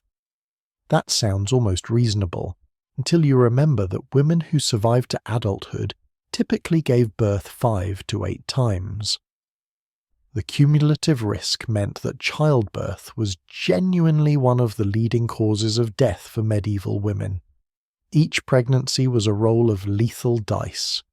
Noble women had access to more midwives, better nutrition, and private chambers for delivery, but their survival rates weren't dramatically better. Wealth couldn't buy understanding of germ theory or ability to perform safe surgery. Rich and poor women both faced the same fundamental dangers, though rich women died in more comfortable surroundings with better-fed babies left behind. Some women died from medical interventions meant to help them. Bloodletting during pregnancy to balance humours weakened women who needed their strength. Purgatives given during labour caused dehydration. Herbs administered too enthusiastically caused complications. The treatment and the condition blurred together, and families couldn't always tell whether the midwife had helped or harmed their dying loved one. Religious intervention accompanied medical treatment always. Prayers to St. Margaret, patron of childbirth, were as important as any herbal remedy. Birthing girdles, cloth strips inscribed with prayers and holy names were wrapped around labouring women. Relics were brought into the room. When medicine failed, and it often did, faith was all that remained. You survive your delivery weak and bleeding, but alive your baby crying lustily beside you. The midwife packs herbs against your bleeding, gives you strengthening broth, and instructs you to remain in bed for weeks of recovery. She'll check on you daily, watching for signs of fever that mean infection has taken hold. Your survival is partial luck, partial your body's resilience, and partial the midwife's experience. Many women in your village weren't so fortunate. You'll carry this knowledge with you through any future pregnancies. Each one might be the one that kills you, and medieval medicine can only do so much to prevent that outcome. Syphilis arrived in Europe around 1495, spreading through the continent with terrifying speed, and medieval into Renaissance physicians reached for their most aggressive weapon, mercury. They'd finally found a disease that their painful cures might actually address, except the cure was arguably worse than the disease, turning patients into poisoned wrecks while claiming therapeutic success. The mercury treatment, known as the salivation cure, came in several forms, all of them toxic. Mercury ointment was rubbed vigorously into the skin, particularly over the syphilitic sores and rashes. Mercury vapour was inhaled by heating the metal, and having patients breathe the fumes. Mercury compounds were swallowed as pills. The goal was to make the patient salivate excessively, hence the name, which physicians believed was the body expelling the syphilitic poison. What was actually happening was mercury poisoning, but they interpreted the symptoms as therapeutic progress. Picture yourself in the mercury treatment chamber, essentially a heated box or small room where mercury is vaporized. You sit inside naked, sweating profusely as mercury vapor surrounds you. Your mouth begins producing saliva uncontrollably, not just excessive saliva, but pints of it drooling constantly, unable to swallow fast enough. Your gums swell and bleed. Your teeth loosen in their sockets. Physicians see these symptoms and nod with satisfaction. The cure is working. The treatment lasted weeks, sometimes months. Patients were essentially poisoned repeatedly, systematically, until they showed the proper signs of mercury exposure. Their hair fell out. Their hands trembled uncontrollably. Their kidneys began failing. Their minds became confused, personalities changing as mercury accumulated in their brains. But the syphilitic sores did sometimes improve during treatment, creating the illusion that mercury was actually curing the disease. Here's the complicated truth: mercury does kill the bacteria that causes syphilis. It kills pretty much all bacteria along with human cells and everything else it contacts. Some patients genuinely improved because the mercury killed enough bacteria to reduce their symptoms, at least temporarily, but it also damaged them in ways that would manifest later: kidney failure, brain damage, permanent tremors, death from mercury accumulation. The cure traded one slow death for another. Historians still argue about whether mercury treatment for syphilis helped more than it harmed. The frustrating answer seems to be sometimes temporarily at enormous cost. Patients in early stages might see their sores heal and believe themselves cured, not realizing that the bacteria were merely suppressed, not eliminated, and that the mercury was slowly destroying their organs. The social stigma of syphilis made treatment desperate and secret. Noblemen with the disease couldn't afford public knowledge of their condition. Syphilis implied sexual impropriety, moral failure, divine punishment. So they underwent mercury treatment privately in hidden chambers with physicians sworn to secrecy. They'd emerge months later, trembling and poisoned, but with their sores temporarily cleared, able to pretend the disease had never touched them. Children born with congenital syphilis received mercury treatment too, their small bodies subjected to the same poisonous regimen as adults. The dosing was supposedly adjusted for their size, but medieval pharmaceutical precision was approximate at best. Some children died from the mercury. Some died from the syphilis. Some survived both, though damaged in ways that would affect them lifelong. Alternative mercury delivery methods emerged as physicians experimented. Mercury injections directly into sores, excruciating and usually ineffective. Mercury suppositories, exactly as awful as that sounds. Mercury baths where patients soaked in water, mixed with mercury compounds, absorbing it through their skin while sitting in toxic soup. Each method had its advocates who swore by its superiority. The duration of treatment was determined by symptom response and physician judgment, meaning it varied wildly. Some practitioners advocated short, intense mercury exposure. Others preferred extended low-dose treatment lasting months. Patients had no way to know which approach was better. Both involved being slowly poisoned while hoping the disease died before they did. Wealthy patients could afford the expensive mercury compounds and private treatment chambers. The poor made do with cheaper preparations, often more contaminated and toxic, applied in less controlled conditions. But syphilis didn't discriminate by class, and neither did mercury's side effects. Rich and poor alike developed the characteristic mercury tremor hatter's shakes, that marked them as either syphilis patients or in later centuries felt hat makers. Some physicians recognized mercury's toxicity and argued against its use, but they were minority voices drowned out by the apparent success stories.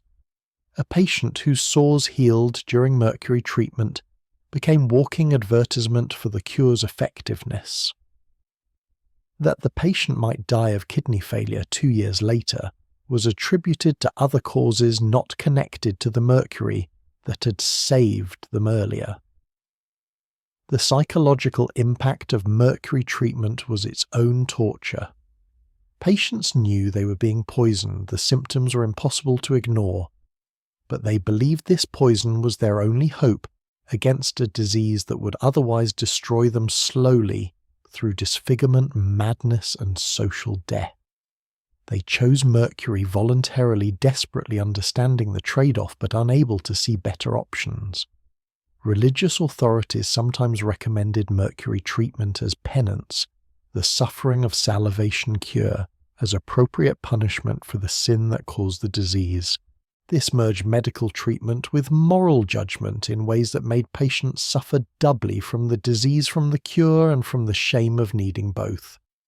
You emerge from weeks of mercury treatment, your hands shaking your mouth, still producing excess saliva, your teeth loose in bleeding gums, but your syphilitic sores have faded. The physician pronounces you cured, though the tremor in your hands suggests otherwise. You've traded one visible symptom for a constellation of hidden damages, and you'll spend the next years discovering exactly what mercury did to your kidneys, your brain, your nervous system. But today the sores are gone, and that feels like victory, even if it's actually just a different kind of defeat. The battlefield was medieval medicine's most brutal classroom, where physicians and surgeons learned through catastrophic trial and error on screaming, bleeding men who had no choice but to trust them. You're a soldier, and an arrow has buried itself deep in your thigh. What happens next will determine whether you survive to fight again or die from the cure. The first rule of battlefield medicine was speed. Get the wounded away from active combat, stop the bleeding if possible, and triage ruthlessly. Soldiers with minor wounds were patched quickly and sent back to fight. Those with obviously fatal injuries were given water, and prayers then left to die, while surgeons focused on salvageable cases. You with your arrow wound fall somewhere in between serious but potentially survivable if the treatment doesn't kill you first. Arrow extraction was an art unto itself. Some arrows could be pulled straight back out, but barbed heads designed to catch in flesh required pushing the arrow completely through the body and out the other side. The surgeon examines your wound, feels the arrow's angle, and makes his decision. He's going to push it through. This will hurt worse than the original injury, he warns, and he's absolutely right. 2 assistants hold you down while the surgeon grips the arrow shaft and shoves. The barbed head tears through muscle, scrapes bone, and emerges bloodily from the back of your thigh. You scream until your voice gives out, but at least the arrow is out lying beside you, slick with your blood and tissue. Now comes the next question: how to treat the wound itself. Here's where medieval battlefield medicine got truly horrific. The standard treatment for arrow wounds was boiling oil. The theory was that arrowheads were poisoned, sometimes they actually were, with various toxins applied before battle, and that heat would neutralize the poison while cauterizing the wound. So the surgeon heats oil until it's bubbling violently, and then pours it directly into your open wound channel. The agony of boiling oil in an open wound is beyond description. It's not just pain. It's the sensation of being cooked from inside flesh, sizzling, the smell of your own body burning. You pass out if you're lucky. If you're not, you remain conscious through the entire procedure, held down by assistants, while the surgeon methodically fills your wound with liquid fire, ensuring the oil penetrates deeply. This treatment destroyed tissue, killed not just bacteria, but healthy cells and frequently led to massive infections afterward. But it was standard practice for decades based on ancient authorities who recommended it, and thousands of soldiers were tortured this way in the name of preventing infection. The survival rate was abysmal, but surgeons attributed deaths to the severity of wounds rather than questioning whether boiling oil might be counterproductive. Then, in the 16th century, a French surgeon named Ambroise Paré ran out of boiling oil during a battle and desperately substituted a mixture of egg yolks, rose oil, and turpentine. The next morning he discovered that the soldiers treated with his improvised mixture were healing better than those who'd received boiling oil. This accidentally revolutionized battlefield medicine, though the transition took time and many surgeons continued using boiling oil for years afterward. Amputations on the battlefield happened fast and without anesthesia beyond strong alcohol. A crushed limb, a compound fracture, with bone protruding gangrene beginning to spread, these meant immediate amputation or certain death from infection. The surgeon would tourniquet above the injury cut through flesh with a large knife saw through bone, and cauterize the stump with a hot iron, all while the patient screamed and assistants held him down. The whole procedure took maybe 5 minutes if the surgeon was skilled. Survival rates for battlefield amputation were around 50% catastrophically high mortality, but better than the near-certain death from untreated gangrenous wounds.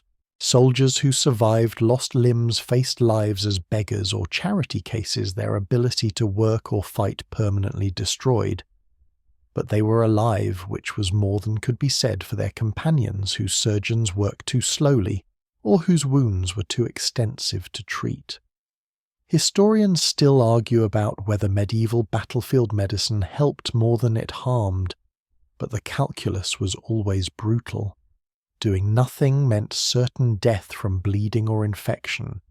Doing something meant possible death from shock infection, from non-sterile treatment, or complications from overly aggressive intervention. Surgeons made split-second choices that determined lives, often based more on intuition than any systematic knowledge. Head wounds presented special challenges. A sword blow that crushed skull bone required trepanation, drilling or scraping through damaged bone to relieve pressure performed in field hospitals with minimal tools and no real understanding of brain anatomy. Some soldiers survived and recovered fully. Others died immediately on the table. Still others lived but were permanently changed, their personalities altered by brain damage that medieval medicine couldn't predict or understand. Abdominal wounds were essentially death sentences. If blade or arrow penetrated the belly, spilling intestines or piercing organs, there was nothing medieval surgeons could do. They might stuff the intestines back inside and sew the wound shut, but infection was inevitable and death followed within days. Soldiers with belly wounds were given water and prayers their suffering made comfortable as possible, while they waited for death. Field hospitals were nightmares of screaming blood-soaked straw and the stench of gangrene. Surgeons moved from patient to patient, their hands and tools slick with previous patients' blood, inadvertently spreading infection even as they tried to save lives. The concept of sterilization wouldn't emerge for centuries. They were doing their best with knowledge that was fundamentally inadequate. Religious staff, priests and monks served as battlefield medics, combining medical treatment with spiritual comfort. They'd bandage wounds while administering last rites, never certain which service each soldier needed more. Some monks became skilled surgeons through sheer experience, learning to amputate cleanly or extract arrows efficiently. Others provided mainly comfort holding dying men's hands, while surgeons worked on more salvageable cases nearby. You survive your arrow wound and the boiling oil treatment, though you'll walk with a limp forever, and the scar tissue is grotesque. You're one of the lucky ones. The soldier next to you died of infection 3 days after his wound was treated. The one beyond him lost his leg to amputation and died from shock before the surgeon finished cauterizing the stump. Battlefield medicine saved some and killed others, and often it was impossible to tell which group you'd fall into, until days after treatment when fever came or didn't, when wounds festered or healed. When medical treatments failed, and they failed constantly, medieval people turned to the spiritual realm where saints' relics, holy water, and pilgrimage sites offered hope that physicians couldn't provide. This wasn't abandoning medicine for superstition. It was expanding the toolkit to include divine intervention, which seemed just as reasonable as bloodletting when you thought about it. Relics were physical remains of saints, bones, hair, teeth, clothing, believed to carry miraculous healing power. Major cathedrals housed famous relics that drew pilgrims from across Europe: a finger bone of Saint John, a piece of the true cross cloth that had touched a martyr's body. Sick people travelled for months to reach these relics, hoping that proximity to holiness would cure what medicine couldn't. The touching ritual was specific and sacred. You'd wait in line sometimes for hours, then be allowed brief contact with the reliquary, kissing the glass case, pressing your diseased body part against it, praying fervently while priests chanted. Some people reported immediate healing pain, vanishing fevers, breaking tumours, shrinking. Modern minds attribute this to placebo effect, but medieval believers experienced it as genuine miracle proof that God's power flowed through saints' remains. Holy water from sacred springs was collected and consumed, medicinally prescribed by priests with the same authority physicians used recommending herbal draughts. Wells associated with particular saints supposedly cured specific ailments: St. Winifred's well for mental illness, St. Bridget's well for eye problems. Pilgrims drank the water bathed in it, brought bottles home to sick family members unable to make the journey themselves. Pilgrimage itself was therapeutic, the journey as important as the destination. Walking hundreds of miles, forced rest from daily labour, changed diet and routine, provided fresh air and community with fellow pilgrims. Some people genuinely improved from these factors alone, attributing their recovery to the shrine they'd visited, rather than the lifestyle changes the journey required. Historians still argue about cure rates at pilgrimage sites, but medieval records are filled with testimonials: people who arrived crippled and left walking blind people who regained sight, dying children who miraculously recovered. Skeptics suggest selective reporting shrines recorded successes but not failures, and people who died en route never made it into the miracle accounts. Believers countered that God's power was demonstrable through these documented healings. Some churches housed healing saints' bodies that hadn't decayed incorruptibility, being proof of holiness and healing power. Pilgrims could view these preserved corpses, sometimes centuries old, but looking merely asleep, and touch them seeking cures. The lack of decomposition was miraculous by medieval understanding. We now know it resulted from specific burial conditions or natural mummification, but that knowledge doesn't diminish what pilgrims experienced emotionally. Prayer as treatment was systematic, not desperate. Physicians and priests collaborated, prescribing both medicine and specific prayers, coordinating physical and spiritual intervention. A patient might be bled, given herbal remedies, and assigned prayers to particular saints known for healing their condition. This integrated approach made sense in a worldview where body and soul were intimately connected, disease potentially spiritual in origin. Some saints specialized in particular ailments: Saint Apollonia for toothaches, Saint Lucy for eye problems, Saint Sebastian for plague. This created a healthcare system parallel to medical practice, with its own experts, priests who knew which saints addressed, which sufferings, and its own treatments. Prayers, candles, offerings, pilgrimage to specific shrines.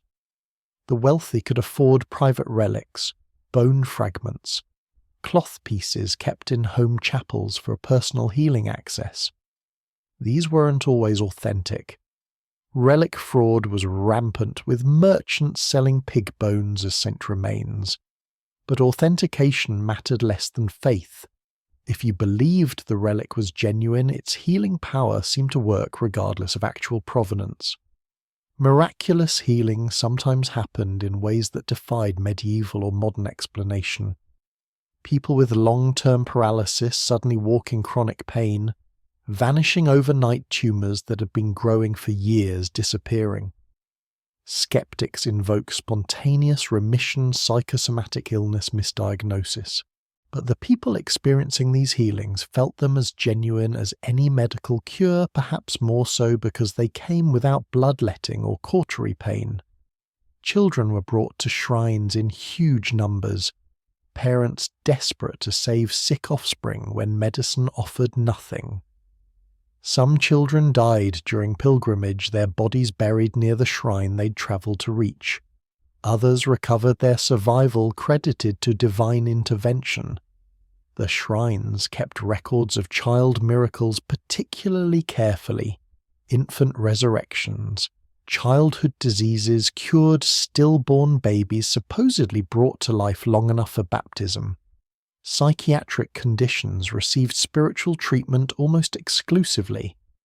Medieval medicine had limited frameworks for mental illness, attributing it to demonic possession or humoral imbalance. Exorcism, pilgrimage prayer, and proximity to relics were primary treatments. Some people improved perhaps because mental illness has natural fluctuating courses, perhaps because spiritual ritual provided comfort that reduced symptoms, perhaps because something genuinely miraculous occurred.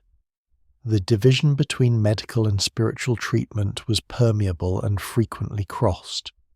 Physicians recommended pilgrimage when their remedies failed. Priests suggested medical treatment alongside prayer. Patients pursued both simultaneously, covering all possible bases in the desperate hope that one approach or the other would work, or that combined medical-spiritual intervention would prove more powerful than either alone.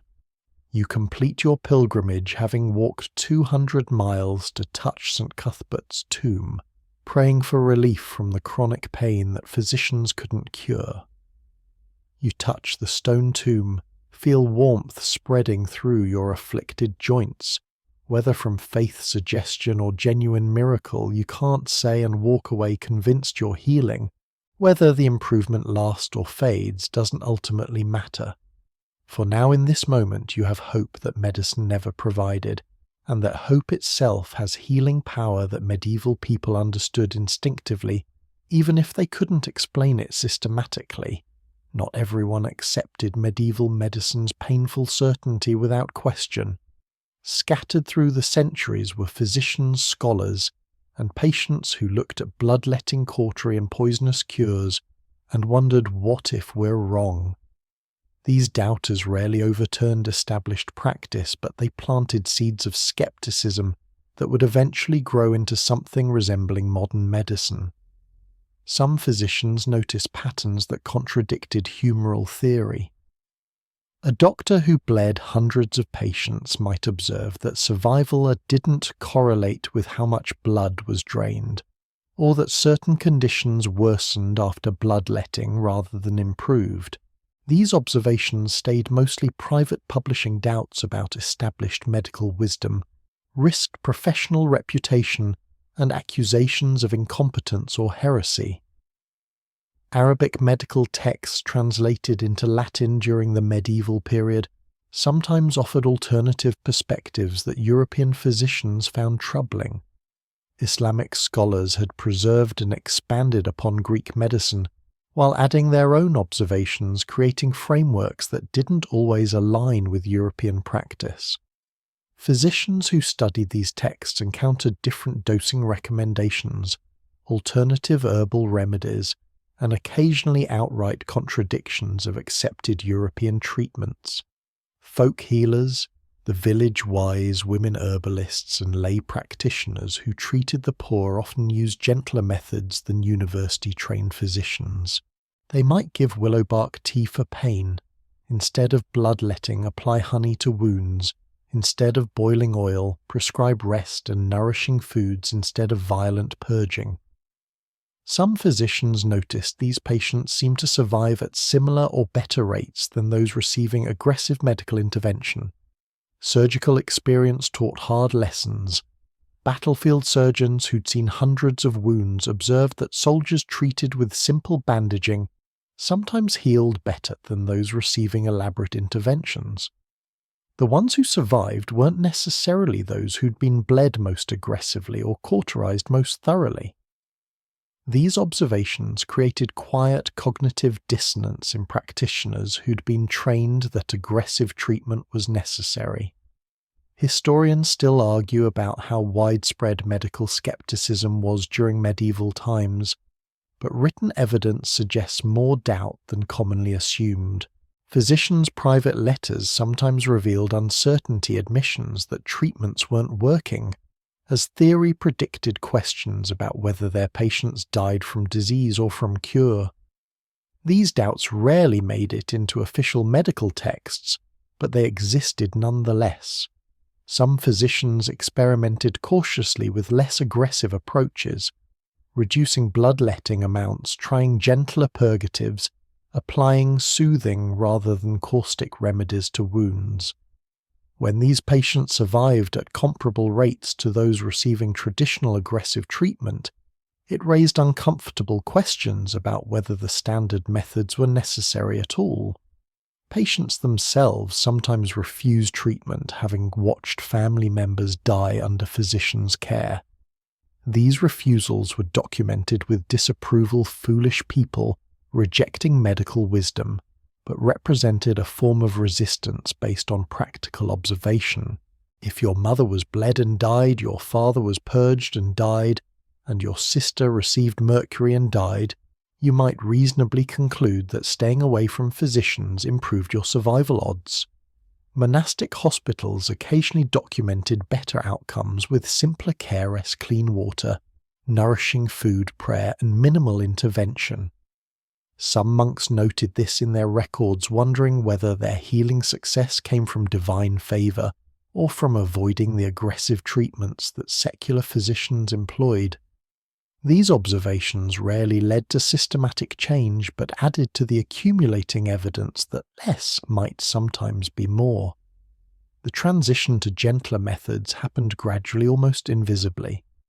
A physician might decide to bleed patients less aggressively, without announcing he was departing from tradition. An apothecary might dilute poisonous tinctures, more than recipes specified, figuring that less toxic doses were safer even if potentially less effective. These small modifications accumulated over time, moving practice slowly away from the most extreme interventions. Universities debated medical questions constantly, and occasionally these debates touched on treatment effectiveness. If humoral theory was correct, why didn't bloodletting always work? If purging expelled corruption, why did some patients grow weaker rather than stronger? These questions didn't overturn the theoretical framework, but created space for doubt, for questioning, for considering that perhaps the ancients hadn't understood everything perfectly. Women's medical knowledge was systematically excluded from official medicine, but represented an alternative tradition that sometimes contradicted physician practice. Midwives who'd attended hundreds of births might know that certain herbs helped, while others harmed, that gentle patients often worked better than aggressive intervention. When their patients survived at comparable rates to those attended by male physicians with university training, it suggested that formal medical theory might not be the only path to healing. The printing press arriving at medieval period's end allowed wider distribution of medical texts, including those questioning established practice. Physicians in different regions could compare approaches, notice variations in treatment and outcome, and begin asking whether local tradition or universal theory should guide practice. This information exchange accelerated questioning of dogmatic medical certainty.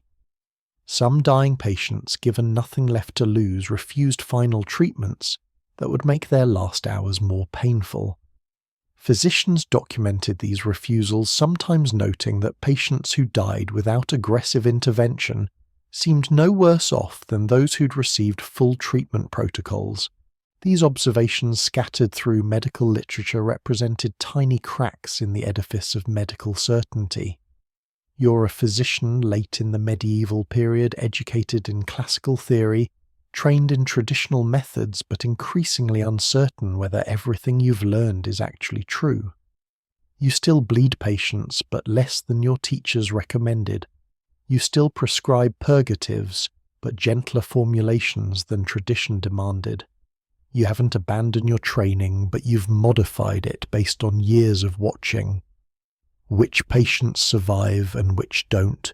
You don't publish your doubts, that would be professional suicide, but you practice medicine with less certainty than your predecessors, knowing that your remedies hurt and hoping they help more than harm. The transition from medieval to modern medicine begins not with revolution, but with quiet doubts, accumulated observations, and practitioners willing to trust experience over authority. The painful cures of medieval medicine left echoes that resonate through modern healthcare in ways both obvious and subtle. We no longer bleed patients for headaches or pour boiling oil on wounds, but the underlying impulse do something, anything, when faced with suffering, remains deeply embedded in medical culture. Understanding what medieval physicians got wrong helps us recognize what modern medicine might still be getting wrong, and that's perhaps their most valuable legacy. Bloodletting persisted well into the 19th century, centuries after the medieval period ended, because the logic was so seductive and the placebo effects so powerful. Even George Washington was bled heavily during his final illness in 1799, dying possibly from the treatment rather than the disease. The practice finally ended not because theory changed, but because statistical analysis proved it harmful. Medieval medicine's most persistent error took data-driven evidence to finally kill. Medieval pharmacy's use of poisonous substances as medicine finds echoes in chemotherapy, which essentially poisons patients in hopes of killing cancer faster than it kills healthy tissue. The principle is identical: use toxic substances, therapeutically accepting terrible side effects as necessary costs of cure. We've refined the approach dramatically, but we're still walking that same tightrope between poison and cure that medieval physicians navigated with mercury and arsenic. The emphasis on aggressive intervention, cutting, burning, purging, reflected a deep human need to fight disease actively rather than waiting passively. Modern medicine still struggles with this impulse, sometimes over-treating conditions that would resolve on their own, performing surgeries that aren't necessary, prescribing medications whose side effects outweigh benefits. The medieval preference for doing something dramatic rather than watchful waiting remains embedded in medical culture. Historians acknowledge that some medieval practices accidentally stumbled toward effectiveness. Honey on wounds actually prevents infection through antibacterial properties. Willow bark tea medieval pain remedy contains salicylic acid, aspirin's precursor. Certain herbal remedies had genuine pharmacological effects, even though medieval theory about why they worked was completely wrong. Modern pharmacology sometimes validates ancient remedies while discarding the explanations that accompanied them. The integrated approach to physical and spiritual healing that medieval medicine practiced has been largely lost, though some argue we've lost something valuable in the separation. Medieval patients received treatment for body and soul, simultaneously acknowledged that emotional and spiritual states affected physical health, and incorporated community and ritual into healing. Modern medicine's fragmentation into specialties sometimes misses the holistic approach that medieval practice, for all its flaws, maintained. Medieval medicine's greatest failure was its inability to question authority systematically. Ancient texts from Galen and Hippocrates were treated as infallible, and observations contradicting them were explained away rather than used to revise theory. Modern medicine theoretically values evidence over authority, but hierarchies and established practices still sometimes persist, despite contrary evidence suggesting we haven't fully escaped this medieval tendency. The pain medieval patients endured wasn't incidental to their treatment. It was often seen as therapeutic proof that medicine was working. Modern medicine has largely rejected this philosophy, recognizing pain as something to minimize rather than embrace. Yet traces remain the idea that difficult treatments are more effective than easy ones, that suffering builds character, that recovery should hurt. These attitudes descend directly from medieval medical philosophy. Medical training still uses aspects of medieval education, learning from established practitioners, memorizing protocols before understanding why they work, progressing through hierarchical stages of competence. The medieval apprenticeship model evolved into modern residency programs, maintaining the idea that medicine is learned through observation and practice, under expert guidance, not just from books and lectures. The commercialization of medieval medicine, traveling tooth pullers, relic merchants, apothecaries selling exotic ingredients parallels modern concerns about healthcare as business. Medieval patients face charlatans and price gouging alongside legitimate practitioners. Modern patients navigate similar landscapes, trying to distinguish evidence-based care from profitable interventions that may not be necessary. The economic incentives complicating medical care aren't new. Medieval medicine's lack of standardization, every physician mixing remedies slightly differently. No quality control treatments varying wildly between practitioners has modern parallels in healthcare disparities and inconsistent practice patterns. We've improved dramatically with protocols and evidence-based guidelines, but significant variation remains in how different physicians treat identical conditions, suggesting some medieval chaos persists beneath modern systematization. The most important legacy might be humility. Medieval physicians were absolutely certain they understood disease and healing, confident in theories that we now know were fundamentally wrong. They hurt and killed patients while believing they were helping. This should make modern physicians wonder, what are we absolutely certain about now that future generations will recognize as harmful error? What painful treatments are we inflicting today that will seem barbaric to our descendants? You stand in a modern hospital receiving treatments that would seem like magic to medieval physicians, antibiotics that actually cure infections, anesthesia that eliminates surgery's pain, imaging that shows inside the body without cutting. But you're also aware that some of what's being done to you might someday be viewed as we now view bloodletting, well-intentioned, theoretically justified, and ultimately misguided. Medieval medicine reminds us that medical certainty has often been medical error, that good intentions don't guarantee good outcomes, and that the painful history of healing is still being written, with chapters yet to come that will judge our own treatments as harshly as we judge theirs. The instruments are different now, sterilized and sophisticated. The theories are better based on germ theory and cellular biology rather than humours. The pain is reduced, though not eliminated. But the fundamental relationship between healer and patient suffering and hope intervention, and outcome that remains recognizably connected to what medieval physicians and patients experienced. We've learned enormously from their mistakes. The question is whether we're still making new ones that future generations will study with the same horrified fascination we bring to medieval medicine's painful certainty. The night has grown quiet around you. The stories of medieval suffering have unfolded, each painful cure a testament to human desperation and resilience. Those physicians believed they were helping just as we believe today. Their patients endured because hope persists even in agony.